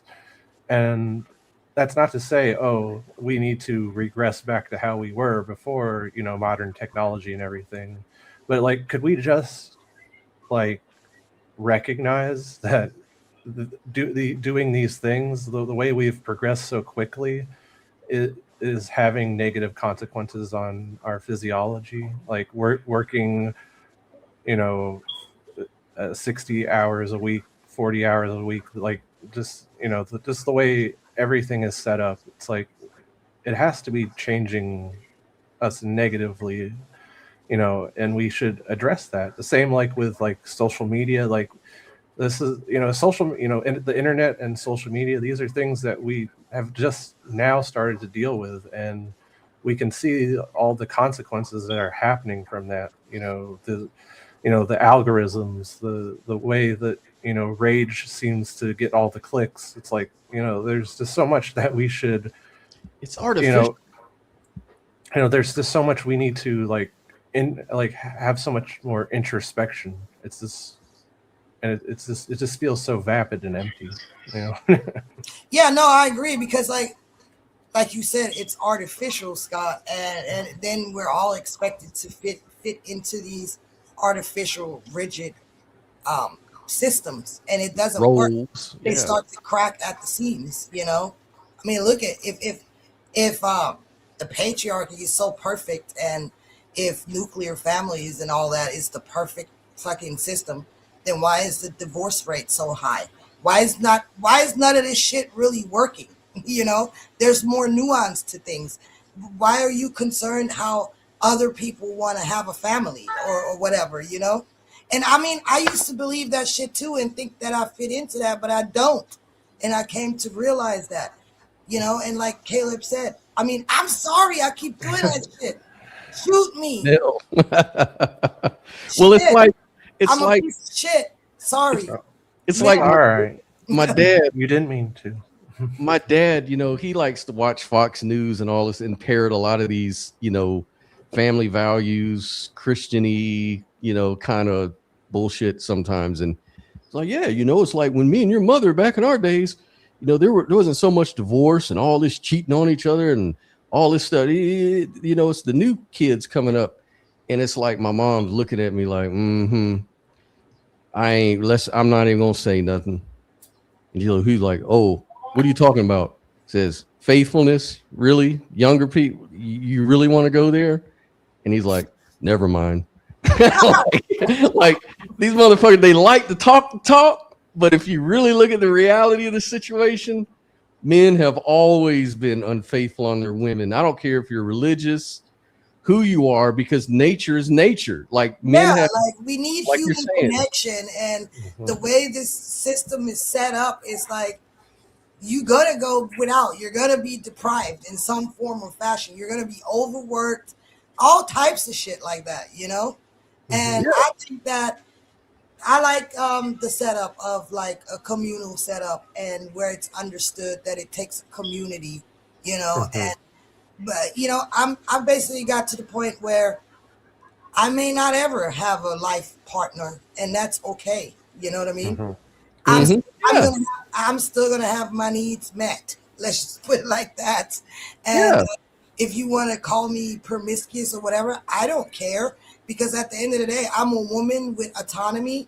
I shouldn't have to be locked into a box and wait for an imaginary husband to be a whole being, right? I'm going to do whatever the hell I please. And at the same way, I think we hold ourselves or each other even to all these rigid fucking standards that can't be sustained. Now, if you can manage that, if you can find that partner and your soulmate and you're going to be together forever and it's all nice and dandy, hey, that's your story and I ain't knocking it. It ain't mine though. And no one should be judged for that, right? I don't think so. I don't think we should judge anybody for that. Yeah, not at all. That's why I reject I need to do a reaction video on this one. I'd like to do it with you, Sophia, because you would probably, and really all of us, we could do it. Doesn't matter. But it's Frank Turek, Christian apologist, who talks about marriage. And I think one of his people got up in the church and asked, but he kind of challenged it. He was like, you make it sound like marriage is like this rule guidebook that has to be followed a certain way or it's not good and this and that. And what about if you don't love someone? You have to love someone. And Frank Turek was like, no, the Bible, from the Bible's point of view, and it's really the way we should look at it, marriage is only transactional. Marriage is about families doing business with each other, and it's about women being taken care of. It's not about the man loving the woman. How she feels about that man or how that man feels about that has nothing to do with it. Like, you just get married because, damn it, that's what you're supposed to do. The Bible says, a man will marry his wife and the two will become one flesh, and that's it. She's stuck with him, he's stuck with her, and that's it. If you fell out of love with your wife, that don't give you the right to walk away. Or if the wife feels like she don't love her husband anymore and she wants to meet someone else, she doesn't have that right. She doesn't have that autonomy. God already told her her body, her mind does not belong to her. It belongs to God. And it's been dispensed through the church. And the church has made the rules. And then the guy was like, yeah, but you're making marriage like transactional, like you're cheapening marriage. Why can't it be based on our feelings? Like, isn't that the reason people get married? Because they like each other? And just because you don't agree with it, why does that mean everyone has to follow your rule? He's like, it's not my rule. It's God and Jesus. They're the ones who tell us what you have to do. Yeah, that's the problem with that whole setup. The men in that system, they get to do what they want. They never have to be faithful and loyal and none of that shit. And the women get deprived in that situation.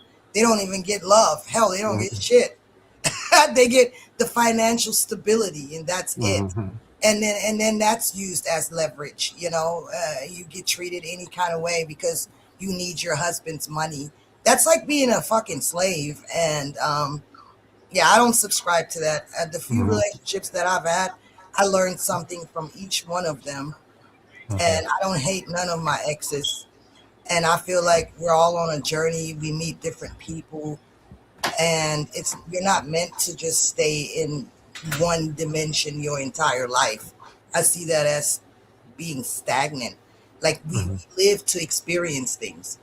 With Mhm. you know what I'm saying? Like, yeah, you can find that person, and some people do.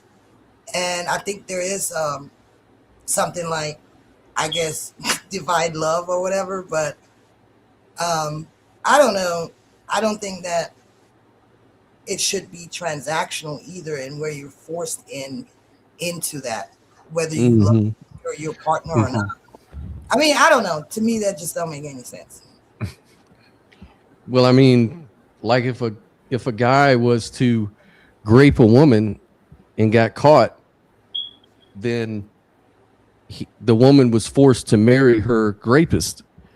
And the reason why is because, look, she was worth a lot of money at one time, but Until this she was stranger, raped, now she's not worth anything, and now no one wants her. right? So now the father says, look, you're either gonna pay me for my loss, or you're gonna marry her and pay to get married, because you have to pay something, the what you call it, shit. When I was married to my African wife, I had to pay a dowry. That's what it is, dowry. And in those cultures, the daughters are looked at as a commodity, and you have to pay the father. Like the uncles of my ex-wife, for example, when she announced to her father that she was getting married to a white man in the West, he was like all for it, you know. But then he announced it. They went to a bar. They were all happy to celebrate and the good news. And the father said, hey, the good news is my daughter's getting married. And so the uncles were like, yeah, who is this man she's marrying? He says, he's an American. And they were like, American? Well, good. So what how much dowry is he going to pay? He's probably got a lot of money. And then he was like, well, actually in his culture, it's the other way around. The father of the bride or whatever pays for the wedding, and there is no dowry. And man, she said, man, they all got up in unison and just started screaming and tearing their clothes and throwing dirt in the air and shit. Oh my God. Like they really went off. They're like, how can you allow this to happen? And like he was like, but that's his culture. I can't impose my culture on this man. He's an American man. He don't know anything about us. And they're like, yeah, that's why I'm telling you, you should not allow her to get married to an American. What's the point? You can make so much money off her because, I mean, she's educated. She went to Oxford. She now lives in Belgium or Germany now. And you mean to tell me that all of that is for nothing? You know, that's how they look at it. They look at it like the daughters are possessions to be sold. And, it's bullshit. Yeah, it's fucked up. That's terrible. But that's it's to keep. It's ancient. It's an ancient money flow within a certain bloodline or some shit, right? It's all about money. That's how a lot of Muslims do it too. And some of those go even further. They say you can only marry your cousin because the money is to be kept in that family tree, and no other woman is worthy of the family's wealth, right? So it's all about wealth staying within that family line. I don't know. It's just, that is some shallow shit. Man, it is. And I was dirt with her family for so long until they kind of grew warm to me because of that situation. But also they just looked at it like, he's getting something for free, and it's an injustice. Why should he get her for free? And they were telling her like her dad, like in the interim, you know, because he was a diplomat in Belgium. So he knew all kinds of presidents from around the world. He used to talk to presidents and kings and all kinds of shit. So he knew a whole bunch of African kings and shit. Like he knew the king of Cameroon, and he set him up with his daughter, you know, who I was engaged to. And he came and brought her all these gifts and stuff, flew into Kenya and was like, you know, I have all these jewels and I can bring you into my kingdom and you can have your own castle or some bullshit, you know. So he was constantly trying to introduce her to all these kings, and she rejected them because all of them had multiple wives. And she was more westernized, you know, she had grew up mainly in Belgium and Germany and stuff. And so she was more used to that European mentality about Cinderella and stuff. And so she was on that whole Cinderella myth. And, you know, but it's like bullshit, man. It's shallow and it's all about transaction, you know. It's crazy, man. But that's what they do, man. And that's where all that shit came from, the Bible. And you have all these apologists trying to argue for that shit. Like, we should make that the norm. You know, we should have a theocracy where the government gets to run the world by the Bible's, you know, and there's no agreement anyways on what the Bible even means. So it's just really wild, man. Girl. It's really weird. Sorry, y'all. My daughter's running in and out. I had to tell her to stop interrupting. Stop interrupting. No, Easy want to know if you got some cooking grease. No. My little cat wants to talk. Come here, cat. Crying for her. Shit. But yeah, I think that you know, there can be bonds between people that can last, you know, until the day they die, and that's beautiful. But like I said, everyone's not the same. You know, we're all different. I don't think that we all just fit into some rigid system that's dictated to us. If that shit worked, you wouldn't have all the chaos that's going on. You know, like it's not working, obviously. Right. Well, it's when it comes to the whole divorce thing, I'd say it's all a matter of perspective, though, because you know, you could say, oh, there's the divorce rate is so high, it must be failing. But at the same time, you could say, well, the divorce rate is so high because women can finally, you know, leave abusive relationships. They don't, you know, with no fault divorce, and you know, that goes both ways. For men but too, that's true too. But that's also a sign that we're not going to fit into this rigid box just because somebody said this is the way it's supposed to be. And so on one hand, yeah, I'm glad that women can leave these situations now. But on the other hand, it does show that there are other ways, you know, like women no longer have to settle for that for the rest of their life. Do you think if we ran society through a more non-dualistic lens, that it could actually do that, where we could actually respect each other's, you know, autonomy and change the whole paradigm? Like, how do you think non-dualism would do that, if at all? Communal living. I think that we should be more communal and care about the next person more. Because I mean, we all live in this world. Like, just because you don't see the drug addict down the street or this person or having a prostitute to make it, just because it doesn't affect you, it doesn't mean it doesn't affect everything as a whole, right? Well, you know, A's philosophy on that objective ethics thing said, yeah, but the crime rate, you know, all those things increase the crime rate. And then I was like thinking, yeah, but I mean, a lot of the laws aren't even really that big of a deal. I mean, if you make water illegal, well, of course the crime rate is going to grow because you've artificially made something wrong. Like, you've artificially made it a problem. So of course it's going to be a problem. Like when you talk about, yeah, but there's so much infidelity in the black community, he kept saying. Yeah, but if you make that a fucking crime and a problem, of course it's going to be a problem. Like, maybe if we change the system up where it's more communal and less about rules and rigid boxes we have to live within. Just more natural. Yeah, maybe if we just made a more natural society and stop artificially inflating it. And like, maybe that's the problem. People. Yeah. And well, it's like, you know, a lot of these racists like to point to, the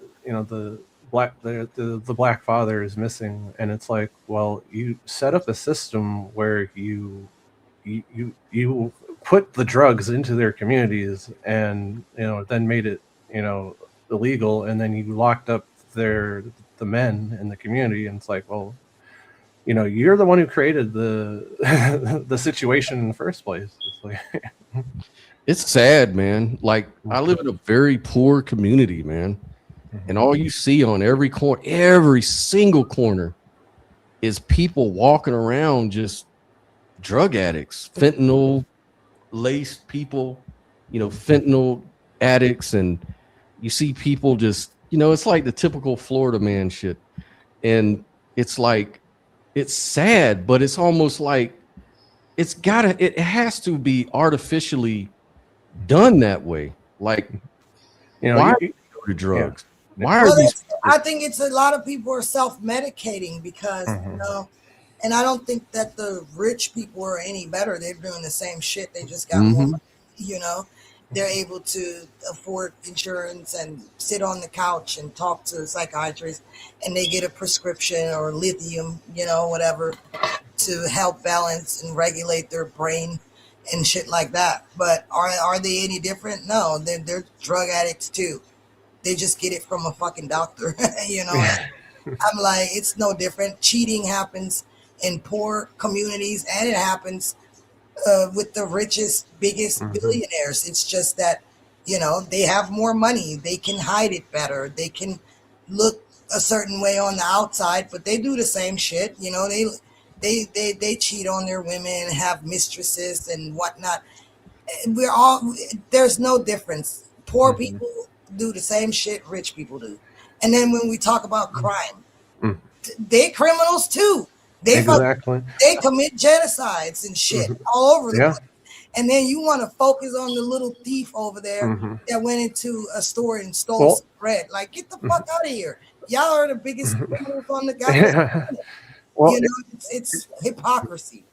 It is. It's like they demand rugged individualism, for you to own up, personal responsibility for the poor. But when you're rich, well, system is always in your favor. Yeah. Obviously. And it's like, man, whatever. Yeah, man. And it's part of a symptom of dualistic thinking. At the end of the day, I'd rather be accused of stealing some bread because I was hungry than being the commander of an army that assassinated a bunch of fucking people. All right. Well, hey, I'm going to have to get off of here and end the stream. But, man, this was a great show. Yes. I really had fun. Great nice meeting everybody. And Caleb, God damn it. Now. Even at the very end. I feel so bad. I don't know, man, why I'm doing this. I got to stop this now. I definitely want to see more about your model or ontology that you presented today. If you don't mind, I'll reach out to you for that. Okay. Yeah, no problem. And this was great as always. And please excuse me being this stupid creature of habit. No, it's fine. It probably doesn't help that I use my dead name on Facebook. So yeah, because I do. I still see it there, and then it just gets crossed up in my mind. But anyway, love you all, and I will see you next time. All right, sweetie. See you then. See ya. All right, Neil. I'm going to go ahead and end the stream. Thanks everybody for coming through and participating as you have. And yeah, it's been a fun and interesting stream overall. Thank you all. Yeah, you're welcome, Skyworks. And yeah, guys, so like and subscribe to the channel if you're new seeing this. Love to have you. It's 100% participatory on Saturdays. And I appreciate everybody. So until next time, I am out, guys.